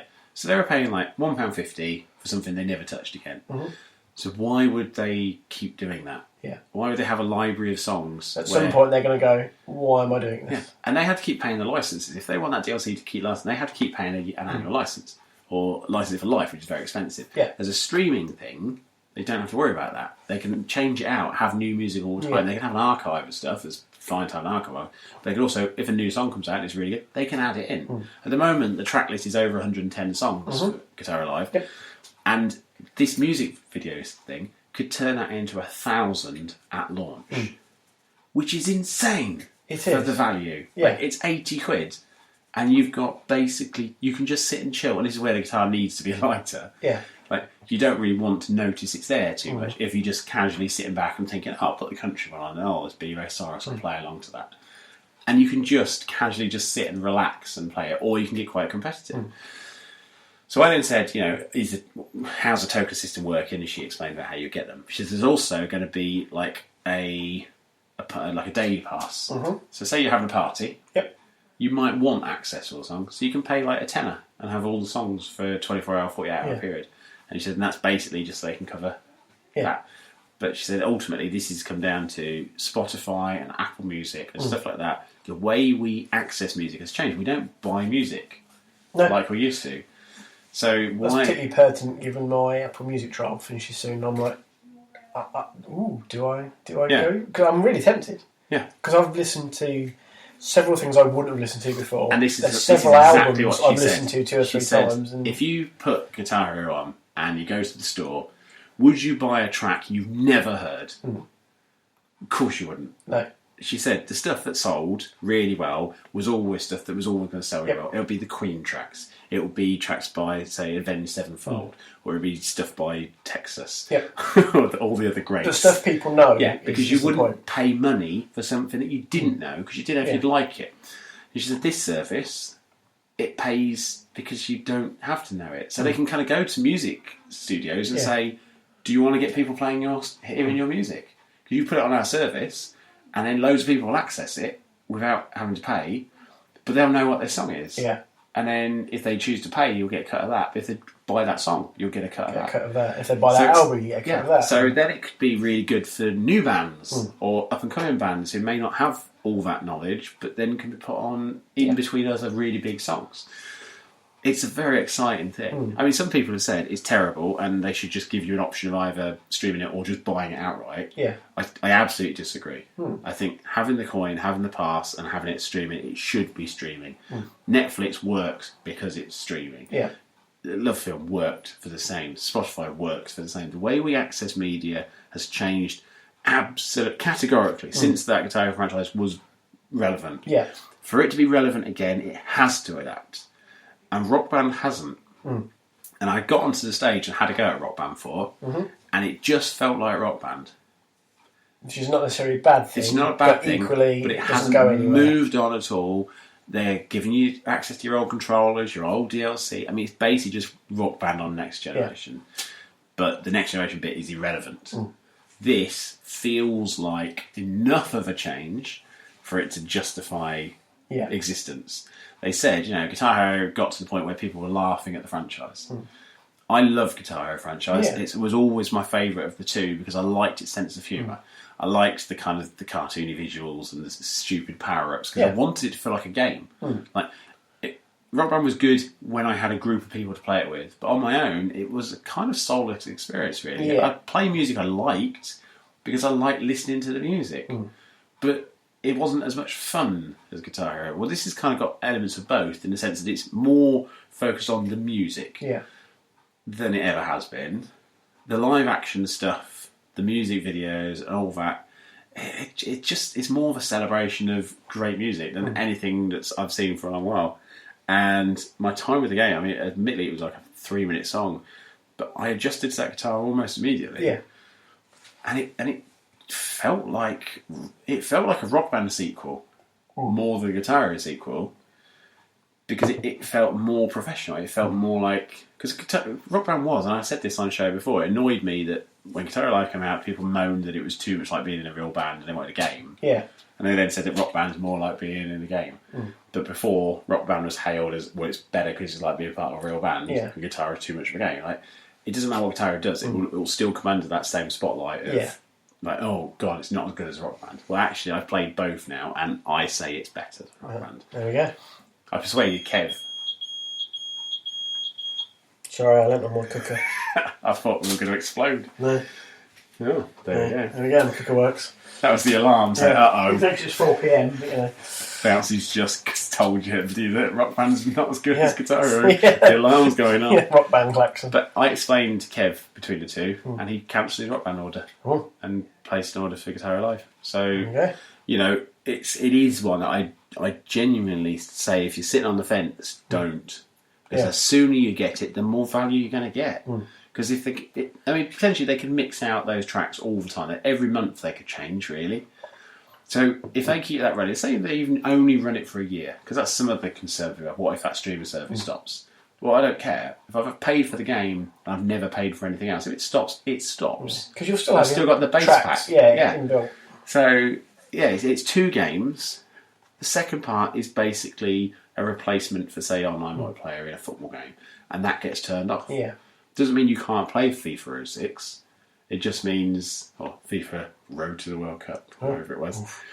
No, there was an 06 as well, wasn't there? It must have been, yeah. Yeah. So yeah, it just comes down to the fact that you can still play that game, but you can't play everything on that game. But by that point, it'd be cheaper anyway, so you can't complain. But yeah, it was a genuine pleasure, and I was so pleased it lived up to. It's not as colourful, it's not as flashy, but that's a good thing. So yeah, Project Morpheus or Sony VR, neither's tried. No. Because it was a book in and come back later thing, which is fine. But after my experience with the Vive and Crystal Rift, I didn't want to do any more VR at that point, and so we skipped it. We watched some Taken King being played. Yeah, it's hard to get a grasp on how much of a difference it makes because I think it was a strike. Yeah, they had like a strike competition, so strike competition and a Crucible match going on. The 3 people who complete the strike, or the team of 3 who complete the strike fastest, they all got a console and all this sort of stuff. So it wasn't easy to get a handle on how it's changed. I've bought it. Bloody love it. So they've fixed all the problems of the story mode. Wow. Grimoire cards are still there, and they still provide a good backstory. You can now scan items with a ghost. Right. And that gives you extra details. So, yeah, the first mission is go to Phobos. Well, actually, no, the first mission is walk around the Citadel and have a tour of a Citadel. Where it says, actually, just in case you didn't know, there are all these different characters who you can interact with, will give you different powers and things. So what we'll do is we'll send a mission where you just go to each one and you'll get a free item that will help raise your light level, or your XP level, whichever you want to look at it, because now the light system's completely changed. So you get an item that will help bring that level up, but it'll also point out that actually near where the speaker is, there are people you can talk to and buy things from, and nobody goes there. So let's put a mission that just says, hello, here we are. So that was quite nice. It was, I was like, straight away, they were kind of like, this is one of our failings, we need to do something about this. And then you're off to Phobos, moon of Mars, because a distress signal's been found from the Cabal, and you're there as a full-scale invasion and evacuation is taking place, and it's brilliant. It's better than any mission in the whole of Destiny base game. I balked at the price. My mum sent me some money via PayPal to enjoy Eurogamer with, and I thought I'd probably enjoy Eurogamer more if I knew I'm coming back to the Taken King. So I bought it, played the first 2 missions, and it's an opening cinematic with I can't remember what they're called now. The people on the reef. The Queen. What are they properly called? I've forgotten myself now. Yeah. But anyway, it's them fighting. I'm drawing a blank as well. Oryx's ships are coming through around the rings of Saturn, and there's a space battle. And it's like, if they'd have had that at the beginning of Destiny, instead of some astronauts seeing the See, I didn't Traveller. necessarily hate that. Well, that set it up, but it wasn't exciting. No, it was a bit. And then it was the fact you that were in a kind of car nothing park. in between. Yeah, Dead in a car park was the next stage, and from there, like there wasn't really no other cutscenes other than the occasional. Oh, there's the stranger watching you go off, and there's this happening. And it's just like spaceships and explosions, and it was good. All narrated by Ellis Bourne or whatever her name is. Ellis Bourne. Yeah, all narrated by her because obviously she's got that connection to all those people. But yeah, if you're on the fence, don't be. And I know obviously it is costly, but it is a whole new game. It feels so much better, and like I said, being able to scan things gives you detail. There was one I went to a place, and the items you scanned just sort of glow a little bit. So I scanned it, and it was just before we arrived, this emergency signal was broadcast, or his hologram shows the damage it was caused, and you just got Cabal troopers just falling dead at your feet and crawling away, and rips in dimensions opening up. And the Taken King refers to the fact that they're putting things into the enemies as hosts. right. So then you're fighting these parasitic infected versions. So it's of Mass Effect 2. Basically, it is very much Mass Effect 2, but that's not a bad thing. It kind of makes the enemies a little bit more dangerous. So you're still fighting the same as what you know, but they are reacting slightly differently. But yeah, it's a very punchy looking game, and it was still very popular because it's a game that's Destiny's been out over a year. Taken King had been out for a couple of weeks. That stand was busy the whole time. Yeah. And giving away freebies is a good start. So they did Posters and things. Blacksmith Shader. Right. They were giving out, but only for the PS4, which annoyed a few people. Yep. It was a PlayStation stand, but they were saying, I've got a PlayStation 3. Yeah. Why can't I also have that thing? Why is it exclusive to one console on one platform? T-shirts and posters as well, and then, like you say, competition prizes of PlayStation 4 for the other teams. So, yeah, it was looking very flashy. It was nice to see it used. They didn't have any big props, so I was a bit disappointed. They didn't have like a model of Oryx or. But they did that last year with the speeder bike. Yeah, speeder bike last year, and the year Sparrow. before that, So I'm looking for Sparrow. Year before that, they had the fallen guy with the forearms. That bloke. Yeah. Thing. Not a main one, just a villain. Yeah. There's the Dregs, and then he's the other one. Vandals. Vandals. Yeah, there was a Vandal there you could have a photograph with. So yeah, I was a bit disappointed they didn't have that. I did have a fucking huge TIE fighter. They did. Which was ridiculous. There was no need for it to be so big. Well, I mean, it was life size. Scale, yeah. It was, but there was no need for it to be like that. Why? Do it Because right. it was on the floor, and you couldn't get into it. If I could have had my photo taken in that, I'd have stayed. Yeah. I'd have queued all day for that. That was amazing. That would have cleared the queues everywhere else as well. That's the best thing about that. They should have put that over a tannoy, if you go to the TIE fighter, you can now have your photo taken in the cockpit. Yeah. We could have got to play the Division then. Yeah. We're against the same people who've been there 8 times already that day. It's Well, only 10 past 10. How have you been here so Well, often? the Division's area was quite cool. It had all biohazard tape everywhere and flashy orange lights, and Just Cause was just Tornado energy drink. Yep. Don't just play. Do damage. Yeah. To the floor. Yeah. What else had? They had Banjo Kazooie, or Banjo, Battletoad, and Conker, didn't they? They had some prop figures. And then that was. They had a bit of Assassin's Creed. That's true. Prop. Yes. The whole Ubisoft Ness. area was quite nice, really. Well, the whole 18 plus area was pretty much Ubisoft. Yeah. But yeah, they had professional cosplayers, didn't they? As Evie and Dave. The other guy. I can't remember his name now. But anyway, our brains are melting. We've had so much on this week. Yeah. It's been crazy. It's because I've sniffed that Tornado energy drink. Tomorrow Children and The Assembly and Mad Max and Disney Infinity 3.0 were all in the PlayStation area, which, as we said, is such a terrible layout. That I did look over the shoulder of a couple of people playing The Assembly. Problem is, because it's obviously the headset, it's on to look at it in with normal eyes. Two screens. Yeah, it's a 2 screen, so you can kind of half follow a little bit of what they're doing, but you don't get the full effect. No. It was unfortunately a bit of a queue. Again, I wish I'd gone back and just sucked it up and had a go. Yeah. I had a little look, and you could see people trying to explore the area, but I didn't see anything of massive consequence to the story. No. Mad Max I really wanted to try, because they had the Mad Max car there, apparently. I saw the car. I couldn't even find the car. I saw the Need for Speed car, but I didn't see the Mad Max car. Yeah, I saw the Mad Max car. Did you see the Need for Speed car? No. See, that's the thing. It's such a weird stand. It was so weird because they had Then so they had much that in there. Stage in the middle with the YouTubers and show. It was all a bit. Yeah, it was an odd layout, that part of the exhibition. And then Halo 5, which you didn't get to go on. No, Did you watch it though? I watched a couple of people playing because again it was on the outside, so you could, but because it was sort of multiplayer stuff, it looked pretty. I had a go. What did you think? I really like Warzone as a mode. Yeah, because it mixes a couple of different aspects of competitive multiplayer in one mode. So when we were going in, it did just as good a job of explaining it, but obviously these people haven't seen it. So essentially it's 24 player. I think that's what multiplayer. they're aiming for. Yeah. 24 player multiplayer and 2 big teams. And the idea is they've also put in AI opponents. Okay. So much like Titanfall, which did really well, if you're playing against people who are really good, you'll never kill anyone, and there's no satisfaction in that.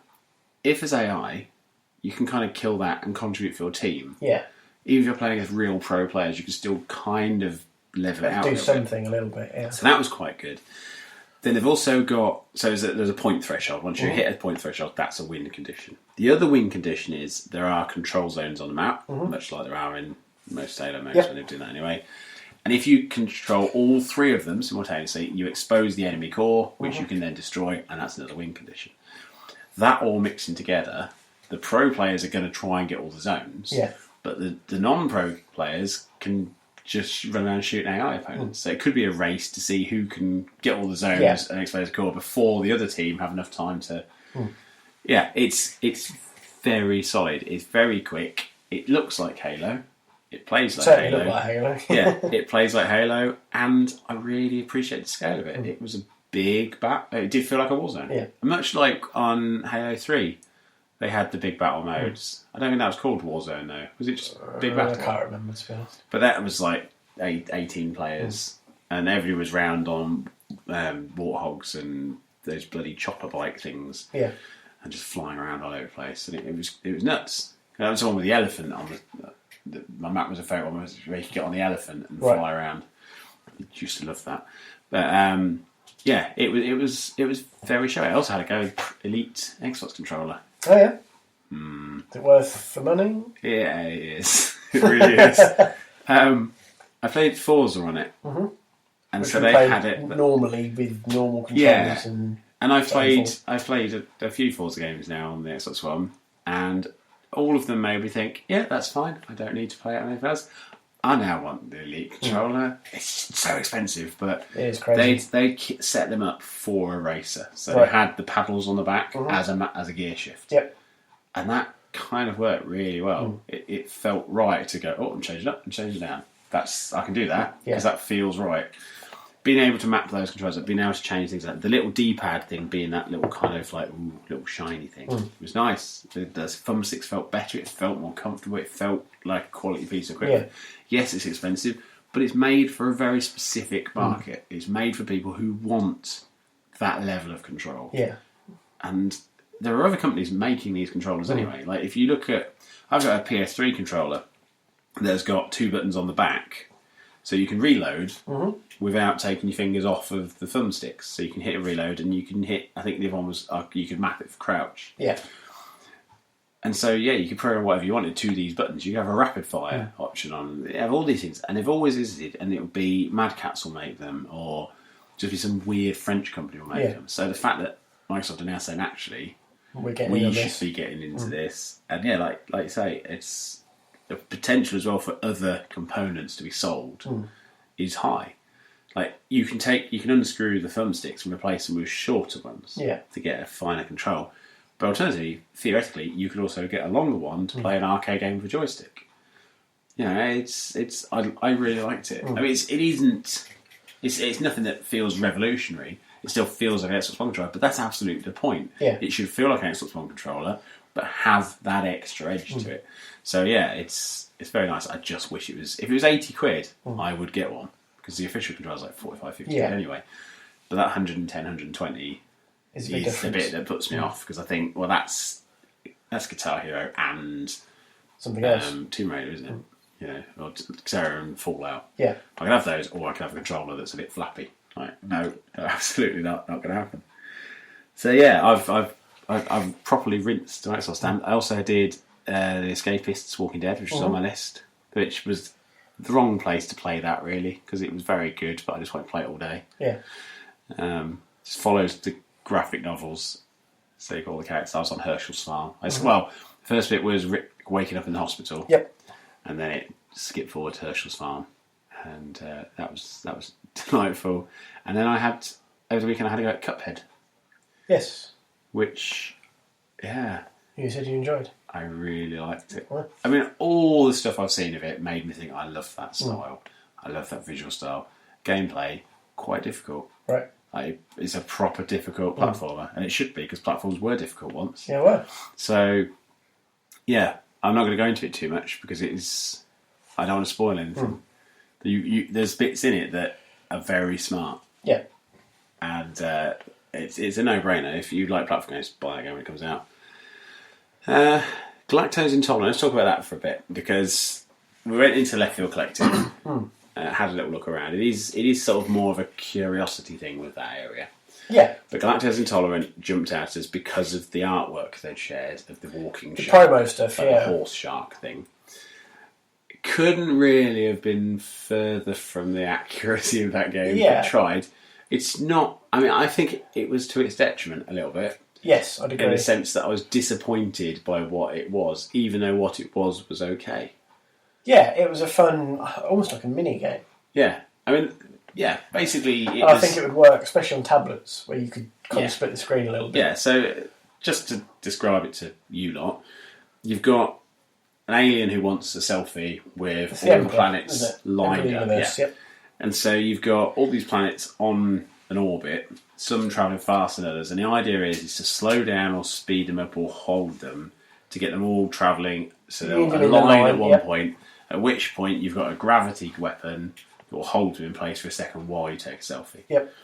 And that's it. That is it. Yep. And there's you get a high score, the high score can like popularity, so you get them lined up, you get high score. Yeah, and basically got like a galactic Instagram thing. Yeah. And that's all it is. But I did feel like, that the artwork's not in the game at all. Like, there's no even reference to that. Yeah. It was almost like, if we just put a screenshot of this, because it does look like an Amiga game, which again, I'm not complaining about, because I played it for a good 5 minutes. I had like 3 attempts at it, and I got 3 planets lined up, so I was quite pleased with myself. So, I mean, as a mini game, it's got potential to, because you want to try and push that bit. I've got 3 planets, I think I can get 4. I think I can do this with a bit more patience. And it has that element to it where you can pick it up and put it down and keep trying to edge forward. But, yeah, it was a curiosity, very much so for me. Yeah, I mean, that whole thing, the walls shall stand as well, which was a bit further down near Man or Goat. Genuinely, I want that game to be a real thing that I can get and own. I want to buy it on a console. And that was kind of, you had to put posters up and help start a revolution. All the tiny little people at the isometric game. Really cool.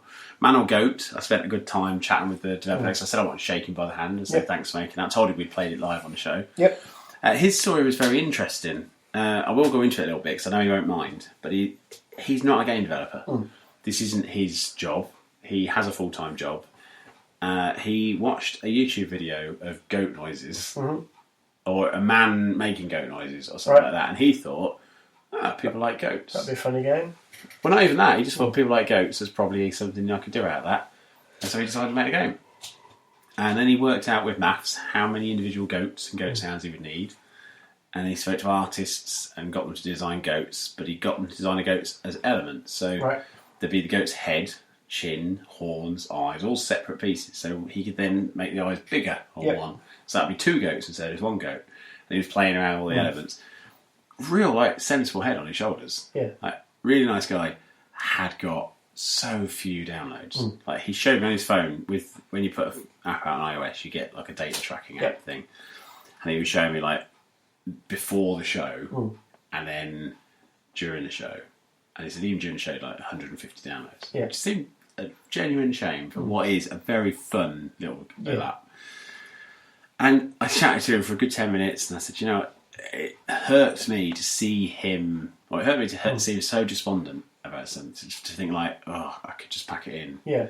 And like, he absolutely shouldn't, because what he's made is a well thought out and quite solid for somebody who's never made a game. Yeah. That's a good looking app. And he was like, "Oh no, thanks for that. That's good." I was like, "No, I'm not just saying either because I'm here." Like, so I wrote the article up, and he was very kind about the article. He was, "Oh, no, that's really nice," and that is something that echoes across everybody we spoke to on the indie side of things. They were grateful of the conversation and the discussion, but also genuinely enthusiastic when talking about stuff, which is what you want. Yeah. But yeah, so my this week's high score challenge is going to be get a high score on Man or Goat. Huh? I will be putting it out on Twitter this week. We'll be running it for a solid week, and it'll be see how many people who's the best at telling. You're good at this, so you should be getting on. The only downside is it is iOS only at the moment, but if more people download it and play it, which hopefully everybody listens to who's got iOS will at least download because it's free. Yep. That might spur him to put it onto Android. It might. And that would be a joy for us all. What's left? What have we got left? We've talked about Typo Man. Yep. Which is my curiosity thing. Oh, it's good. Yeah. Very good. I played it for all of a minute. Right. This little kid next to me wanted to play it, and I let him go on. But I got an idea for the thing. There was at the point there was or it's parts, I think, right. a part. And as you got close to it, it would slap over and become trap. Right. So what you had to do is drag an S over. So it becomes strap. And it became, when it flicked over, it became the word strap, and it just wrapped itself up, and you could walk over it. That was clever. I really like that. So yeah, Look out for that one. Yeah, it's coming out on Wii U, but I think it will also come out to other things as well. Hopefully. Star Fox Zero. Quickly go through that. Yes, it's Star Fox. Yep. From the N64, but on a 3DS. Just plays well, looks old, but isn't a bad thing. Yep. I was interested to see whether that was the case. That is the case. Animal Crossing, Happy Home Designer, which we started talking about right at the beginning of the show before we got diverted by everything else. I queued up for this because there was a sign that said queue here for Animal Crossing. Yep. Nobody in front of me, nobody behind me. Mark getting very cross with me because he's been American and not my Mark Q is. He was like, "You can see the thing's empty, BB. Just go on it." I was like, "No, there's a queue that says wait here, and there's a woman there showing people how to play it. They probably have. You can choose one or the other, like the 3DS XL or the regular." Anyway, she goes, "What are you doing over there?" I was like, "I'm queuing." And she goes, "Why are you doing that?" I went, "You got a sign that says queue here." And she went, "Oh, I didn't know that was there." She was like a puppy of a child, of a woman, not a child.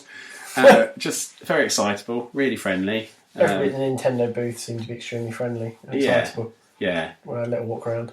Yeah, but you want that from that because that is That's the Nintendo. crowd they're going for. Yeah. And she was like somebody had shaved a puppy and put it in a pink t-shirt. But yeah, Animal Crossing Happy Home Designer is not an Animal Crossing game. So if people are thinking, "Oh, I'll get that because it's Animal Crossing," this is you working, designing houses and buildings. Yeah. But that's fine by me. It fits in. I mean, obviously, I don't know if you watched as much as I did the Mario Maker stuff. I didn't know. No. I did want to see more of it. But Nintendo seems to be pushing a lot of creation stuff this year, and Happy Home Design sits in that thing. It is in the original game. You could move items around a bit. But you had to buy them. You had to earn them. This one, you can kind of go in and you'll get a creative brief. So the brief might be: we want a shop. We want 3 display units, a counter, a till, and a fridge. And you'd go through your items and you make sure those there. But then you could do whatever you wanted on top of that as well. Yeah. And that's going to be such a good thing for a lot of people. As a mobile little game, it's not in real time for the first time as well. So when you save, it just basically saves overnight and then goes to the next day. But yeah, it's cheaper to reflect the fact that it's more limited. It's only $29.99 retail price. Comes with the Amiibo cards. I did do some poking to those there. 3 cards for $4.99 retail price. There's 100 to collect in Series 1. Beautiful. So yeah, that's going to kill me. And Assassin's Creed Syndicate as well. Yep. Was on your side of it, which the queue was a bit too long when we went. It's okay, but I think there's other stuff we wanted to get to. I think we lost Mark at that point. I think we were in the queue, then we realised we'd lost Mark, so we went and fetched him. I did have a go at it. Most frustrating experience of my show, this was. Right. So, I love the Assassin's Creed games. I've been looking forward to this one for a long time. I get in there, and I'm going around the Tower of London, and I free a guy who's one of the constables in Tower of London, and he's like, "Oh, give you some guards. I got some guardsmen. And proper badass, I just walk to the enemy, walk upstairs, we open the door, and I tell the guards, I'm like, attack them. And then we run in and we butcher everyone. Right. Like, no sneaking around for me. I'm just straight up the stairs, and there's the target, and I hit her, and I go to put the death blow in, and the bloke's like, taps on the shoulder, time up, mate, come on. That was my demo over.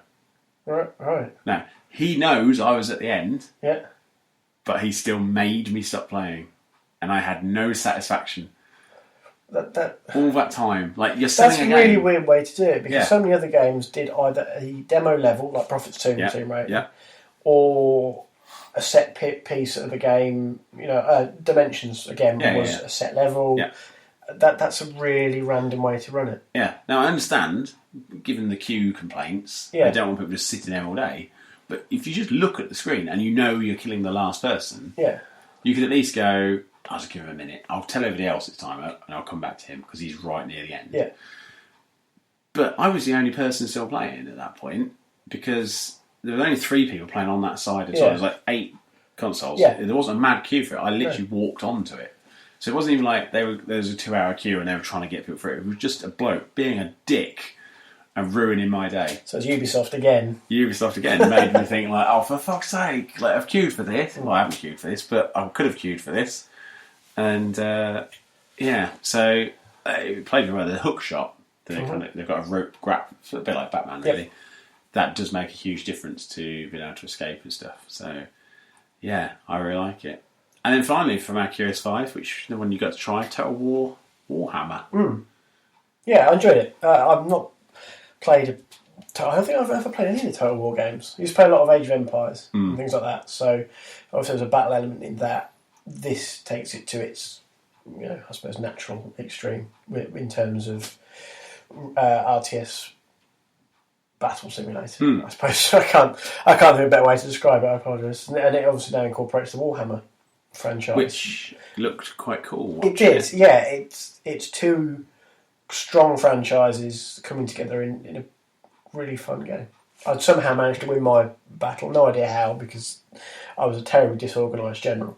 I think I was saved by the reinforcements. Who would have thought that you would have made a terrible general? I was saved by the reinforcements. Both sides get reinforcements at some point during the battle. Luckily, I think mine came at the right point, so I had some sort of air support come in late on, which probably saved my bacon. But no, I really enjoyed it, and there were some little touches in there. I think kind of like, well, you've won the battle, but you had so many losses. Is it really a victory? I'm just like, I'm getting fucking shade thrown at me from a video game here. But I enjoyed it. It's true that you were destroyed. I was destroyed, but I won. Yeah. So, But did you win? Is there any winners in war? Yeah, me. Even a war between turtles? Well, it's still me. So, I really enjoyed it. A genuine comment I heard. Was it? Somebody was playing it, and they turned around to one of the guys on the stalls and went, "Where are the turtles?" And Blake said, "I'm sorry, what?" He goes, "I was told this was Turtle War." And he thought it was going to be loaded like Teenage Mutant Ninja Turtles game. Right. Didn't read it, obviously, where it says Total War in big Somebody letters. must have went, "Oh, do you want to go and play Total War?" Oh, that is a terrible thing. But I really enjoyed it. Obviously, you just played the one sort of sample battle. Good job you did, otherwise you'd have murdered everyone. Would have murdered everyone. Yeah. And it was good. It was really good. And you've now got a contact. Well, you've reconnected with a contact in the Total Warhammer world. Yeah.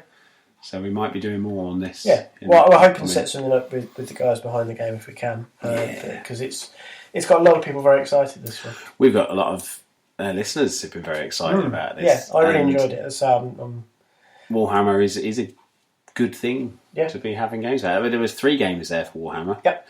The other one, which we didn't get to play, and I was gutted I didn't get a chance to play it, was a mobile game, which I can't remember what it was called. But it was using the new iPhone's 3D touch setting for basically using the app. It was the first app that's had it in there. Right. So I was quite keen to try it, but it was rammed busy the whole time because everybody obviously wanted to try this technology out. But obviously the fact it was rammed busy the whole time, it was clearly very good. But I can't remember the name of it.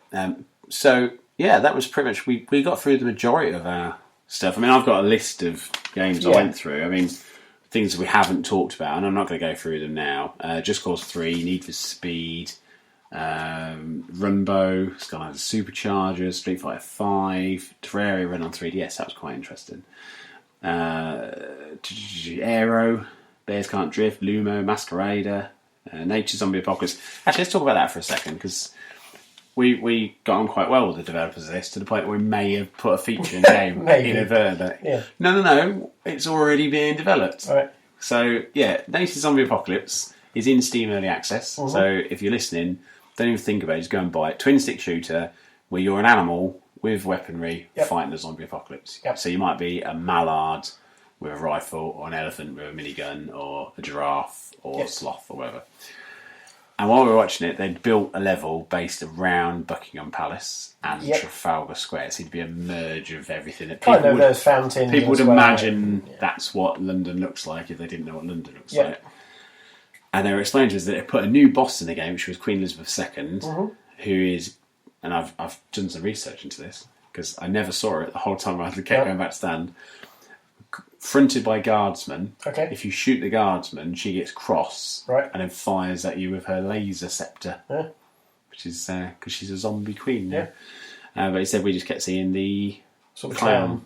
Yeah, a couple of It was times. a bit when I was there creepy. Thursday. But yeah, we were saying, because he was trying to say, oh yeah, the Queen's there. Try and demonstrate. Yeah, and it just wouldn't pop. And he said there's like a 1 in 4 chance of it happening, but we've just been unlucky. And you said, What do you have an app to make them just drop when you want them to drop? Or a button, I think I said a button. you said a button, and I went, yeah, you could call it Drop Boss. Hey, And then on Sunday, they kind of mentioned that was an idea. something that they might be doing. So if that goes in the game, we can claim that one. Well, I can. And we'll get a thanks in the credits, and we'll get free games for life from that team. But that was a real blast. That's going to run 8-player co-op on the Xbox One. 8 players. It looked like a lot of fun as well. In the same room. Bring your console, controllers around, and let's play 8 players on one console. Halo 5 can't do 2 players. No. But Nature Zombie Box can do 8 and have a laser firing queen. Yep. No, that looked a lot of fun as well. So I'm looking forward to seeing that one hit the marketplace. Yeah. So, we did some interviews with people, which we will obviously be writing up articles about in depth, but it would be remiss of us not to mention the games that we looked at and the people we spoke to. First up was Unbox. Yes. Which we were pointed towards by a friend of mine who works in game PR. And I said, can you name some games that we really should be going to see? Yep. He named that. I messaged them and said, could we speak to you? They said yes. We got there. The man we were supposed to speak to wasn't there. So we spoke to one of the developers, who I believe was called Chris or Darren. I thought it was Rich. Rich or Andrew or something. Andrew's a chap we're going to speak to, Andy Benison. And I'm hoping to get Andy on the podcast in the next couple of weeks. That would be cool. Talk a bit more about Unbox. But yeah, I think it was Rich we spoke to. Okay. I was quite distracted because I hadn't played on the game. You were playing the game. And I felt utterly in love with it. Which actually seems to be the theme for all of these interviews. Yes. You play the game and I talk to the people, and then you ask sensible questions while I just tried to make an interview out of it. So you were playing the single player mode, which we found out had only recently been added. Yep. Because the original single player mode was just Marvel Blast Ultra. Yep. And they suddenly went, what if this was like Banjo-Kazooie and Mario 64 and other games like that? And then they just made it. Yeah. And one guy made that whole single player mode, which is crazy. He made it in 2 months. And you played it. Yeah. And would you like to run through what it is about? Imagine a box that delivers itself. So this is the next step in Royal Mail's evolution to sack Postman Gav. This is what has happened as a result of My Hermes. Pretty much. It's like, right, so the principle can't be any worse if the box rolls all the way to your door. It'll still arrive in a better state than carried by My Hermes. So the principle of the game is there is a new technology being developed of boxes that basically deliver themselves, but they need to be tested. Yeah. And so you are testing these boxes in various different environments. You've got Tropical Island. I think there's another island, snow-covered one. Arctic tundra. Yeah, there's an oil rig. Thing, yeah. So there's different environments with different elements to it. Mm-hmm.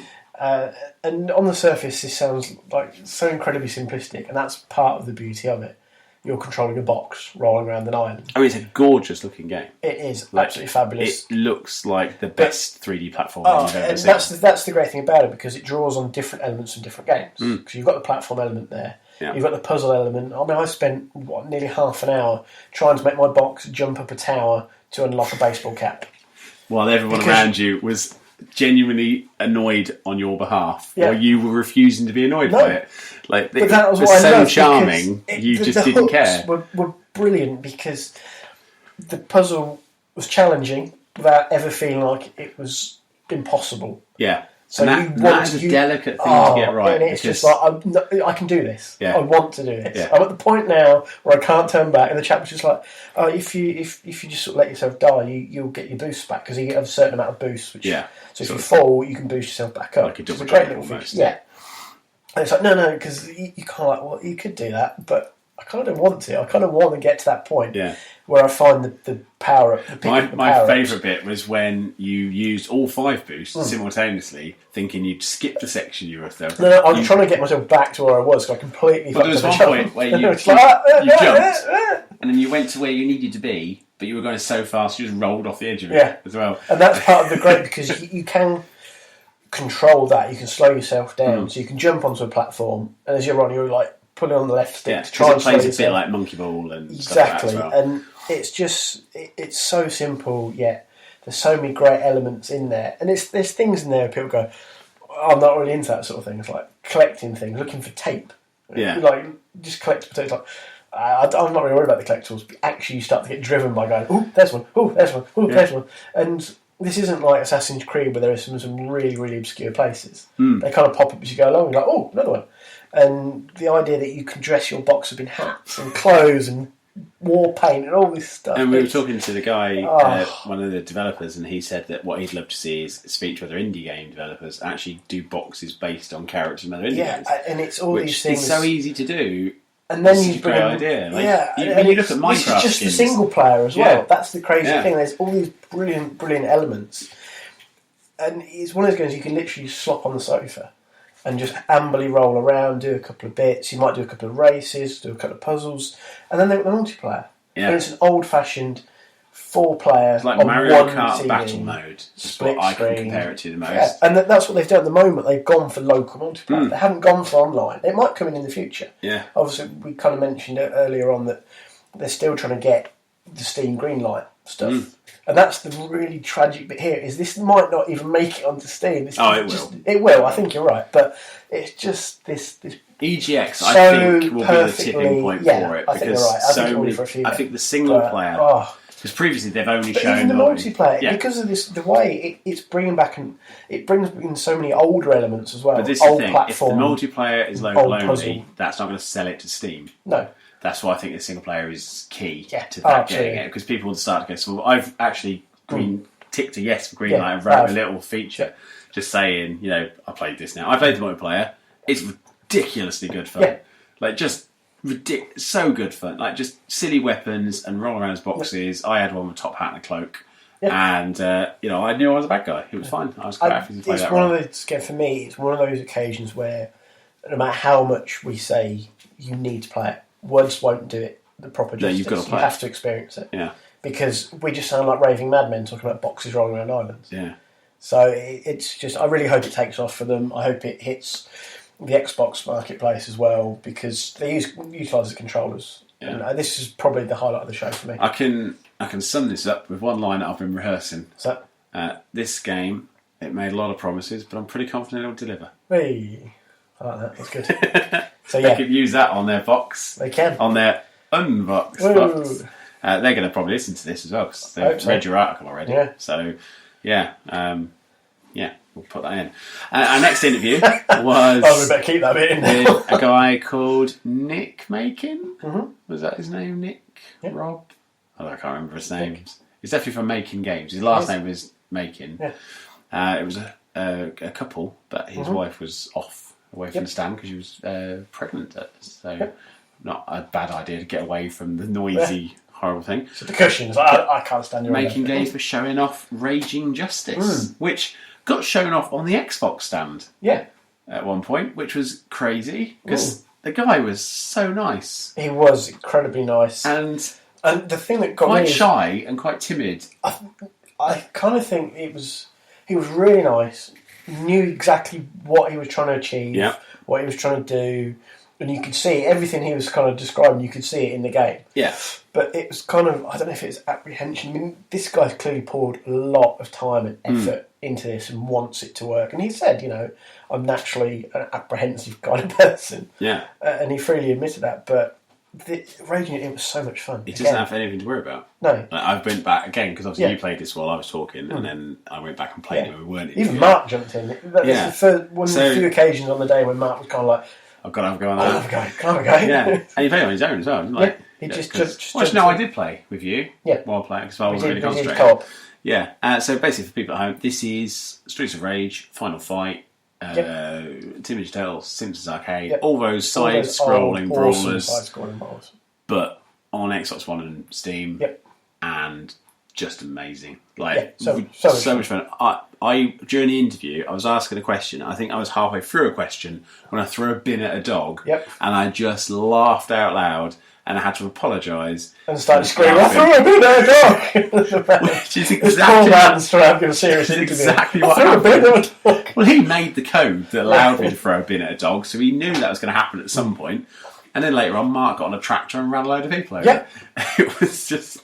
And it wasn't like gory violence, like it was just that old, like they just fall over or bounce across the screen and then flash and it really did hark back to the days of Streets of Rage. Yeah, almost everything was interactive. Like if there's an item there, you could use it. And I love that in games. I like the graphical style as well, that kind of sort of edgy type. And it's modern, but... Well, this is it. There was like an RPG element to it a little bit. So Yeah. as you played, you unlocked more moves, which I also really power-ups and things like Yeah, that, so yeah. it's like you could then hit behind you and then you could do a dash attack. And so that RPG element, I think, will be a real good strength because that is the bit of development that character development has gone through because you didn't really have that in the old ones. Because the arcade ones were the actual character. You've got to get through it. We want all your coins. With this has got to be a game where you feel the progression. You want to keep replaying. Yeah. Because, once you've done through, if you can level that character, it's what worked really well with Castle Crashers. And he pointed out, like, with the art style, he could have gone pixel art, but Scott Pilgrim had already done that. So why would he try and emulate a game that's already done well when he can do the Final Fight style, like really almost stylized realism? But ridiculous good fun. And the fact that got onto the stage and has got the coverage it's got doesn't surprise me at all. No. Like, it will be a success. Definitely. And it should be a success. Yeah. It's I mean, he said he worked for Rare. Yeah. I'm surprised it's taken anyone this long to resurrect this style of game because you don't see many like this. This is something else that after talking to a lot of indies, they were saying that now the things like ID Xbox and Sony's like rush to get indie developers onto their machines has actually made it a better time to take a punt on a console game because you can just say, well, actually, nobody's making this and nobody's making that, and so I want to make this or I want to make that. And with Rage and Justice, it does seem a genuine shame that these games stop being made. Like when I pointed out that Streets of Rage 3 had a kangaroo in it, we were both surprised that when we remembered it that was ever a thing. But it was. Yeah. Because those games once were only about being fun. Yeah. And he's absolutely nailed that. So I cannot wait for this to come out. It's not, I think he said April, was it April time? He's aiming for It's definitely spring next year. All the games we were talking to are pretty much aiming for early part of 2016 with the exception of our Vermintide, which is out very soon. But so he was absolute delight. So you can check that out. We'll have details from the interview up on the website very soon, and we've got some video footage from it as well, which you'll be able to. Hopefully, I'll be able to isolate the bit of me going. I threw a bit of a dog because that was good. Now, Shadow Hand interview. You weren't there for this one. No. This was the solitaire highwayman game that we wandered by, created by Jake Burkett, I think his name is. It's Jake and Helen, anyway, I can't remember the last names.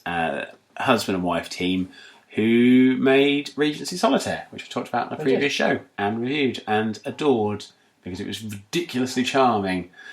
And I tried to convince people that despite the Regency and romantic setting, it was worth a go. And this one is basically the same style of gameplay, but with highwaymen and pirates and noblemen and a combat system now. So before, you had to clear cards in a solitaire style. So you'd have, say you had a 2, you could put higher or lower than a 2 on that, so you pump sequential. That's the bare bones of it. But there's a combat mode where the more you clear, the faster you charge up your weapon card. Okay. And then you can use that weapon to attack an enemy, so you have health points and what have you. And that just works so well. If this game isn't a success, there is something very wrong with the world. Yeah. Because the time has never been better for this. I had, over the course of the weekend, I bumped into Jake a lot, and I watched a panel with him on. As a highwayman. That is true. And I didn't speak to his partner until she wasn't dressed as a highwayman. So I'm wondering whether that intimidated me a little bit. Yeah. Like, because she had the mask on and everything, like, she could have done damage. Because don't just play, do damage. She had one too many tornadoes, got a bit carried away.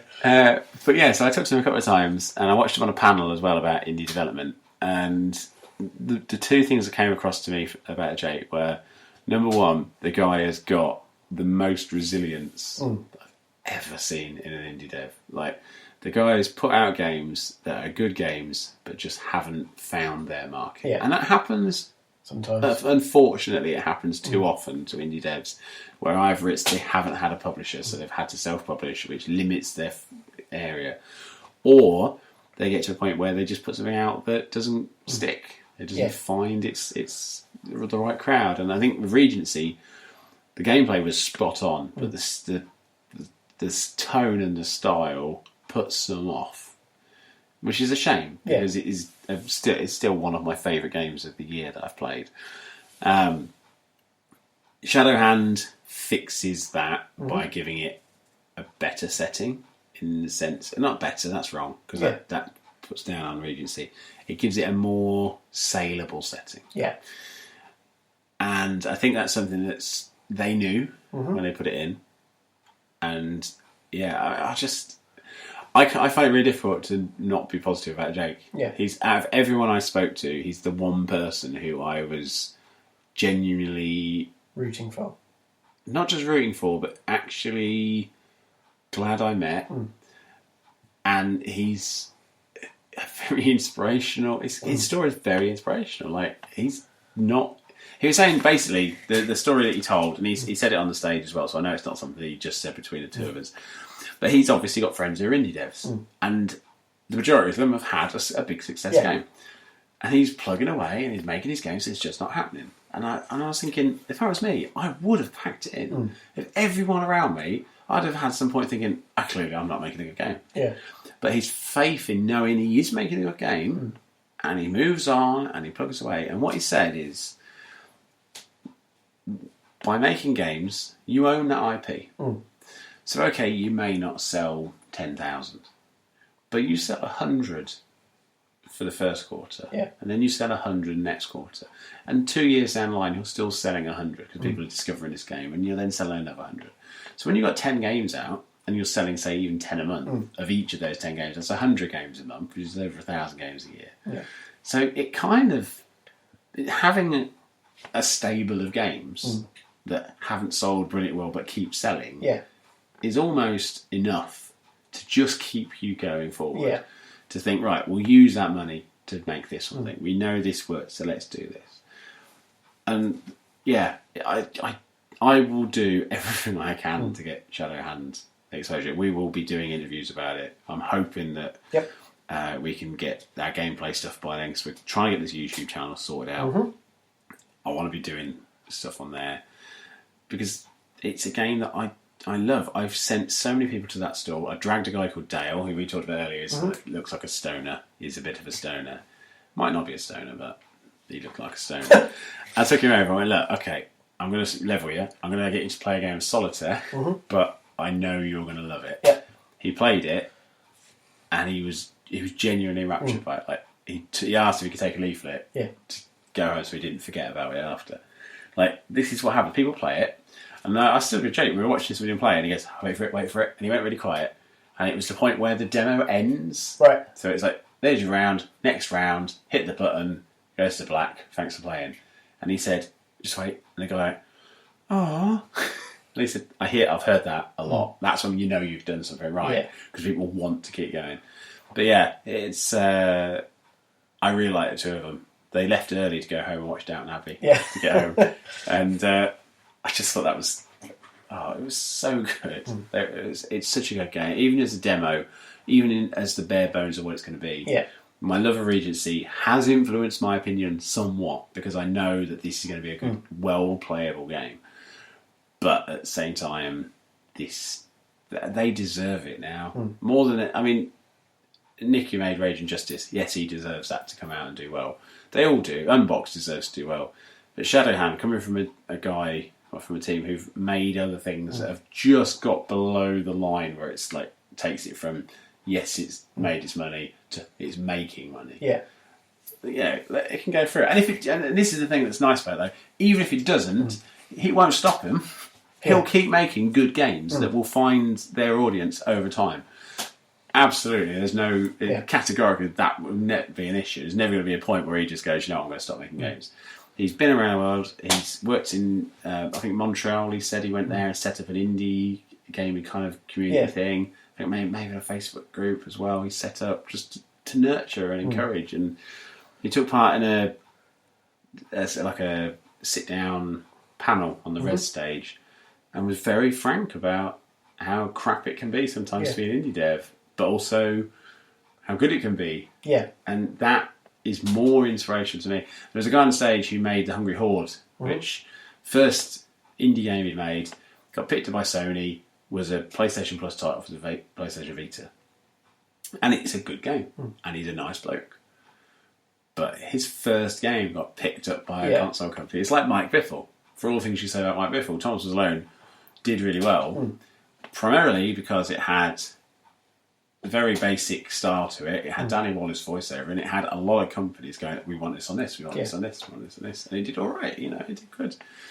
But could you say that Mike Biffle is a true indie developer when he's doing shows going on stage for Sony at Gamescom? And that's the thing, like, these are true indie devs. These are people who sit in a garden thinking of ideas, or go to a t-shirt shop, or they'll research the air, or they're doing it properly.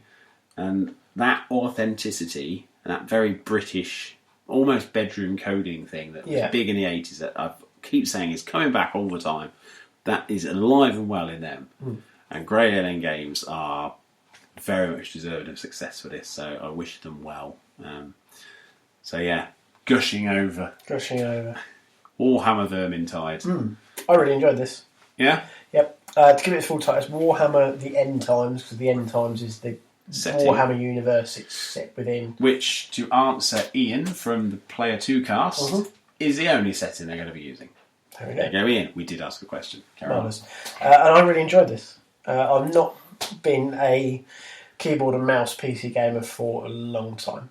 Yeah. I think probably going back to sort of Doom 2. Right. Or maybe Doom 3, actually, would be the last time I really played a keyboard and mouse FPS game or of anything like this style. It's been a while. Normally it's just Civilization, Full Merge and that stuff, and the rest is console. But this was just so easy to pick up. I played... it's up to 4-player co-op, and they've very much designed it to be that kind of team game. And I played with one of the developers from Fat Shark, and he was talking to you and me while we were going along. But just having that 4-player co-op is a great idea. Yeah. The town we were in, it was just nicely realised. The way they've tried to design it is you can approach it in different ways, and if you wander off on your own, you can quickly get isolated, and that's game over. Yeah. So they've been pushing the co-op side of things. The AI isn't bad of the co-op teammates along with us. It's just a very well done game. It looked phenomenal. Yeah, and it plays really well. It looks great.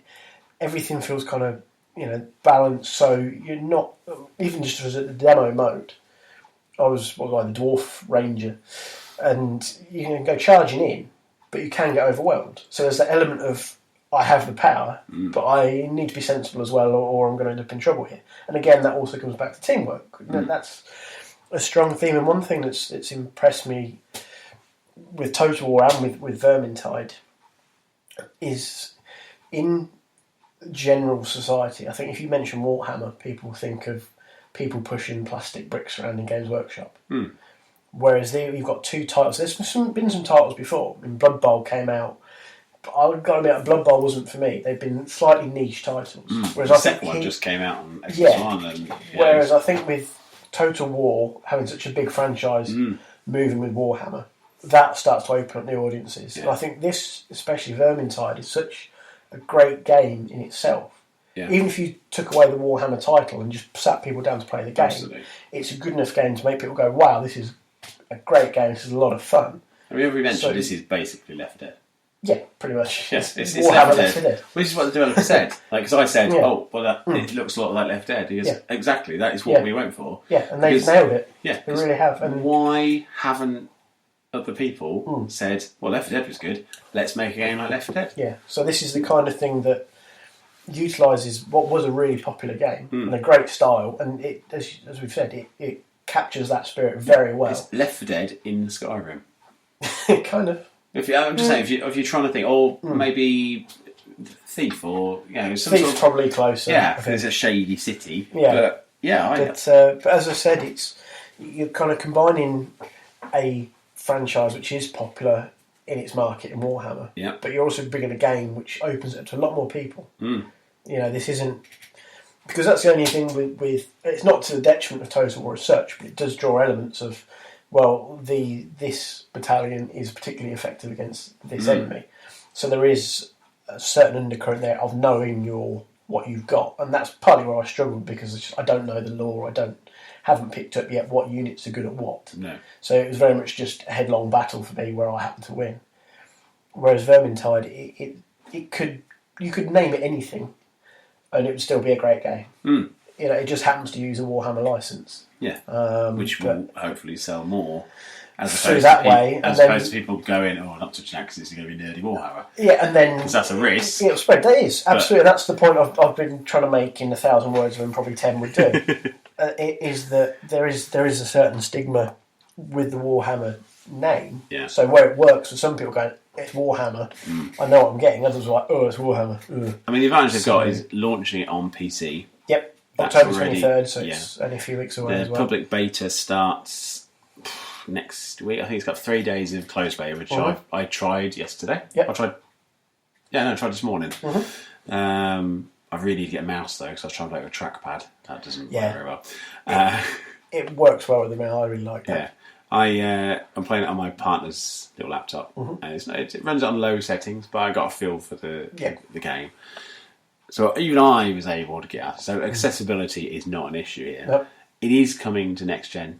They've been looking at it. Yep. PC's been the focus. Yeah, but get the PC out of the way, and then they can work porting it over. I think it could do very well on console. I think the Left 4 Dead angle, plus the Warhammer stuff, plus the setting. I mean, Elder Scrolls Online has been out a while. There hasn't really been another game set in that kind of fantasy realm. You could say Dragon Age Inquisition and Inquisition and The Witcher, but they're not as action RPG elements that this is. I mean, it's co-op survival wave mode, really. But it was great. I really liked it. I like the mission where the developer's trying to get the explosive barrels across to the gate, and you were sort of trying to keep them off of him while they're going through. I mean, it felt like a proper team game. Yeah, exactly. That works well like that. So, and if you've got a good team of 4, as you've kind of seen with things like Destiny, if you get a good team, that's a great experience. Yeah. A fantastic experience to be had there. So, a fantastic experience in a really well realised world, in a brilliant visually looking game. Yeah. So, Warhammer, the End Times Vermintide, coming to PC in October. Ooh. And we'll have some more footage about that, because we've been given a lovely little USB kit, as we mentioned earlier. A full press pack from the guys at Fat Sharks. Yeah, so we'll have lots of information about that coming up to it, and we've got a couple of beta entry codes to give away as well. But they will have been given away by the time this goes out. Yep. So we didn't just take them for ourselves, that was selfish. It would. So I've already given one to the Player 2 cast people, because they did send us a question, so I thought it was only fair. And we've got 2 left over. So if you're listening and you're thinking, I want one of those, well, hopefully you're watching Twitter, because they've already been given away, so you might have won one. Now, that's pretty much Eurogamer. Yep. Done. We've got loads of articles to write between us. We'll have a lot more on the blog. $35. I mean, we want to use this information out so that people, I mean, particularly people, we've written a couple of articles in the indie games and they've got in touch and thanked us for writing them. This is kind of the point of these shows, why we get these press passes. We want to help promote the games, we want to talk about these games, and then these developers can use it for their benefit. So it's important that we get it out there as written material and get the videos out and get the podcast out. But obviously podcasts, people don't go back and listen to old podcasts, but they will go back and read an old article. So we're going to get all of the games that we've played. I mean, I've got a long list to go through. And also write about the panels I saw, and hopefully we'll have some follow-up stuff going forward. But before we kind of run off for the end of the show run, I just wanted to mention what Square have been doing with Hitman. Or IO Interactive, as they're more for. They're releasing Hitman as an intro pack, or the full experience. So this is a new gen Hitman.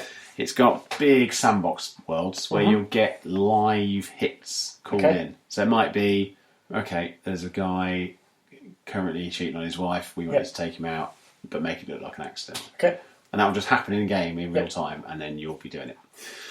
So as you'll see by this picture here, in March next year when the game comes out, you will have 6 campaign missions, 3 locations. You've got Paris, Southern Asia and Marrakesh.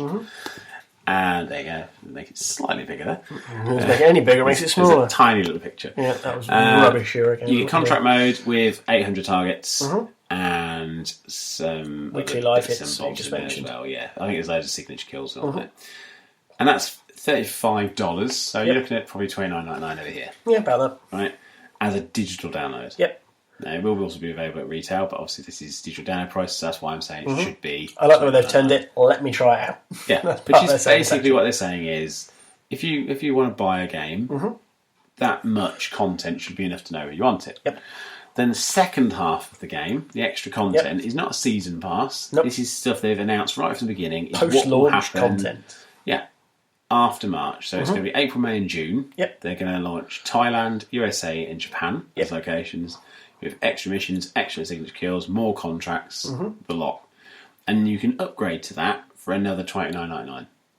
Dollars again. Yeah, so we'll say 25 quid. So we'll say overall 55 quid for the whole game.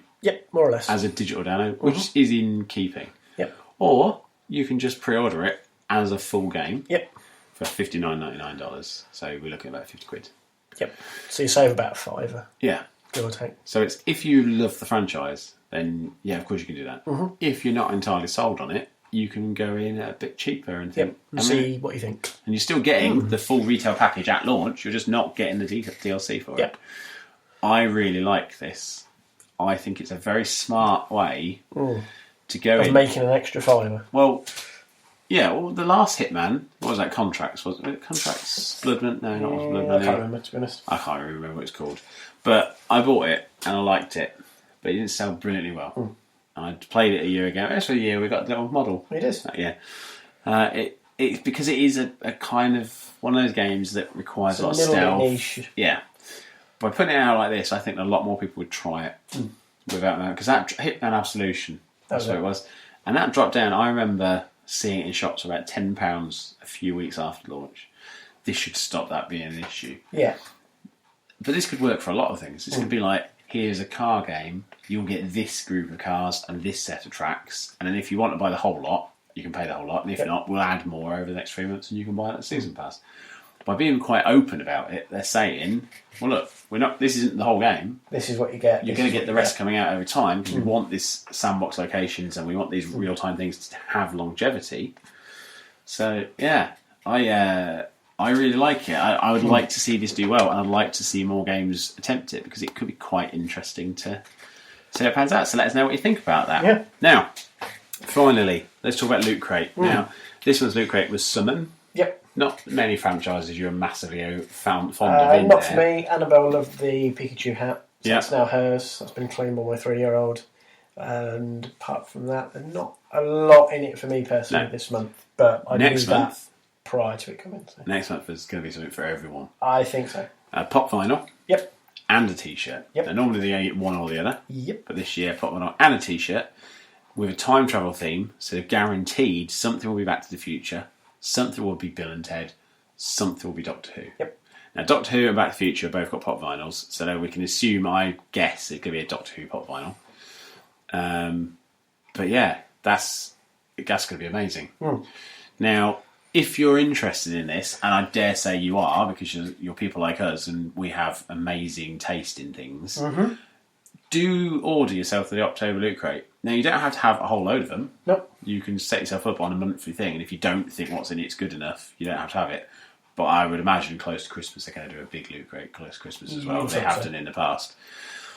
If you go to our website and click on support the show, or is it affiliate links? The affiliate links on the menu at the top. There's a little drop-down box there where you can basically be directed by us to Loot Crate's website, sign up, we get a small cut of that comes to us. It doesn't cost you anything, and you get an amazing Loot Crate. Now, it's very rare that we can say for definite, but a pop vinyl and a t-shirt That's in pretty your good choice of going. size is about as good as it gets. Keeping in mind that the Loot Crates are about £20 a month. Yeah. And You've got a pop vinyl and a t-shirt. the pop vinyl's $11.99, say, Yeah. at some places. And some of the t-shirts can be 15 quid, depending on where you buy from. So. I mean, even QWERTY's £8. Yeah. So, you're looking at 20 quid just in those two. Yep. Plus whatever else you get. I mean, you might even get a tiny model hoverboard that You might. actually hovers with like a magnetic base. Oh, imagine that. That would be cool, wouldn't it?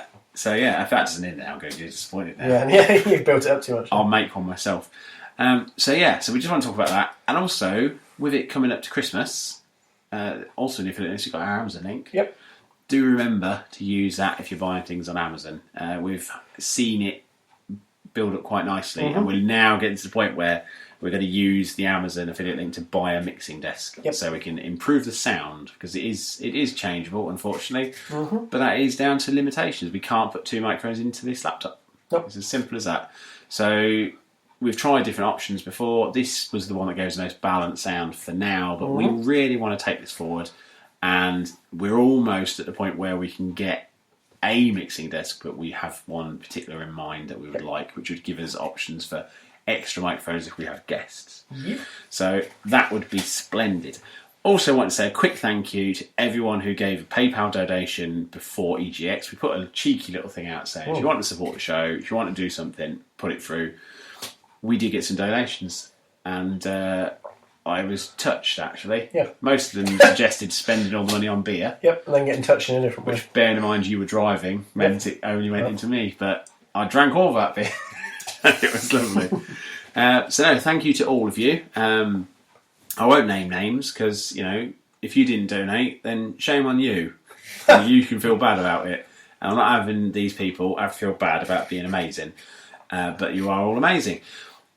Obviously, these donations, we're not asking them for it because we're begging. Yeah. We're asking it because we think that you should give us money. What we're saying is, going to Eurogamer costs us money. It costs us a fair bit in terms of buying a sandwich for £4.70 I paid for a Oh, I sandwich. didn't buy a sandwich. Well, I used the EGX money. You could have done the same. Yeah. But you didn't. No. You just sat there all grumpy like. Well, I was quite happy. I wish I hadn't bought the sandwich. It was a chicken salad sandwich. It was more salad than chicken. Yeah. It's more machine than man now. And, not that I'm not grateful for having that money, but that was a shit sandwich. Thanks. But that Birmingham man was very nice when he cleaned tables. He was very friendly. The staff there were lovely, apart from the security people. But yeah, we don't like to ask, but it does come down to the fact that things do cost money. And we put these out for free. And as we say, we're putting out more content all the time. We're trying to do bigger and better with everything, but we're on limited budgets. So if you feel, you get a quid's worth of value a month, donate £1 a month. Because if everybody listens to it, we get £3 a month. Yeah. Be amazing. I mean, it could be that everyone who listens has donated, which would be splendid, but I'm confident we've got more than 3 listeners. Yeah. That would be nice. It's true. Somebody has bought a dog. Absolutely. So, yeah, put your value from your entertainment into a number, convert that number into pounds, and then make that a donation. You can even set it up as a monthly direct debit thing if you want. If you don't have to think about it too much, you could just go, I tell you what, I'll set up, like, why is it save a child's water supply in Africa these days? Like 40p a day? For just 40p a day, you can give a child. So give us 40p a day. Yeah. And we'll... Because Rob's been drinking water out of a tap that sometimes goes really fast, so I can make sure he doesn't have to. Yeah. I'd sleep in a car. Yeah, that's right. I'd sleep in a car at Eurogamer on a Saturday. Couldn't afford a hotel room. Yeah.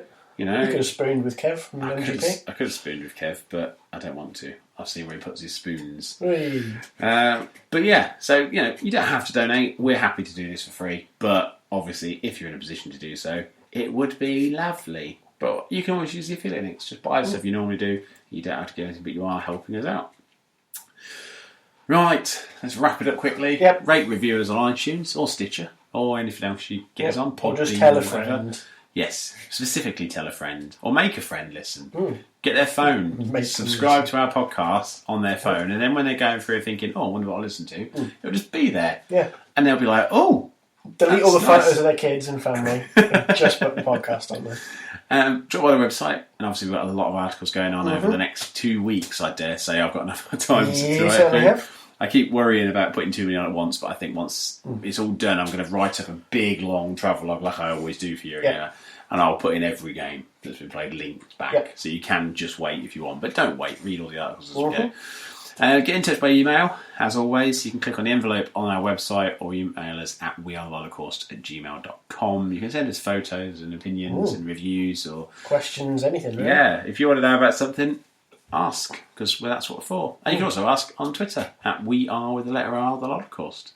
Or you follow me at Bounce1HR2B. And you can follow me at Ron McGregor35. So yeah, that's a show. That's it. That was a good old length, wasn't it? That must have been over 2 hours. It was. Must have been over 2 hours. Was a whopping 2 hours and coming up on 35 minutes. Well, if that's what we use our press passes for. Yeah. We aren't no fly-by-night, put out 20 minutes of podcast, mostly talking about, I don't know, eating at Weatherspoons. Yeah.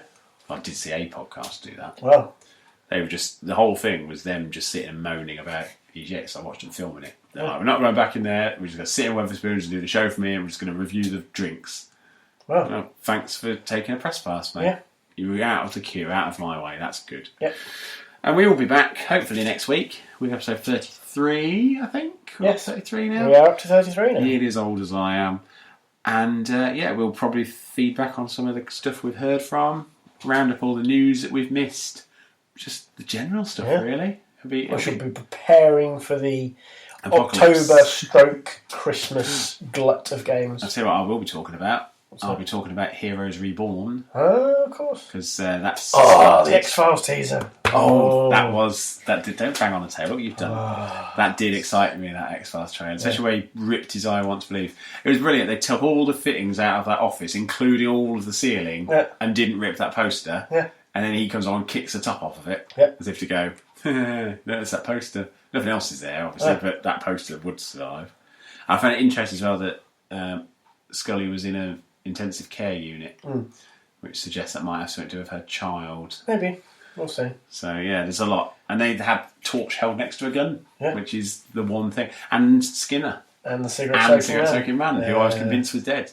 Wow. But obviously he's not dead. Or it's a new secret smoking man. And what might be something set in the 40s as well. We'll see. Because there seems to be some old military uniforms that looks like something happened in the past. They did occasionally have flashbacks before, didn't they? So... But yes, maybe we should do more of that next week. Yes, let's talk about all the stuff that's not games that we've missed this week. And we'll do all that next week. And I'll also be talking about the Tic Tacs that I found in a shop. Popcorn flavoured Tic Tacs.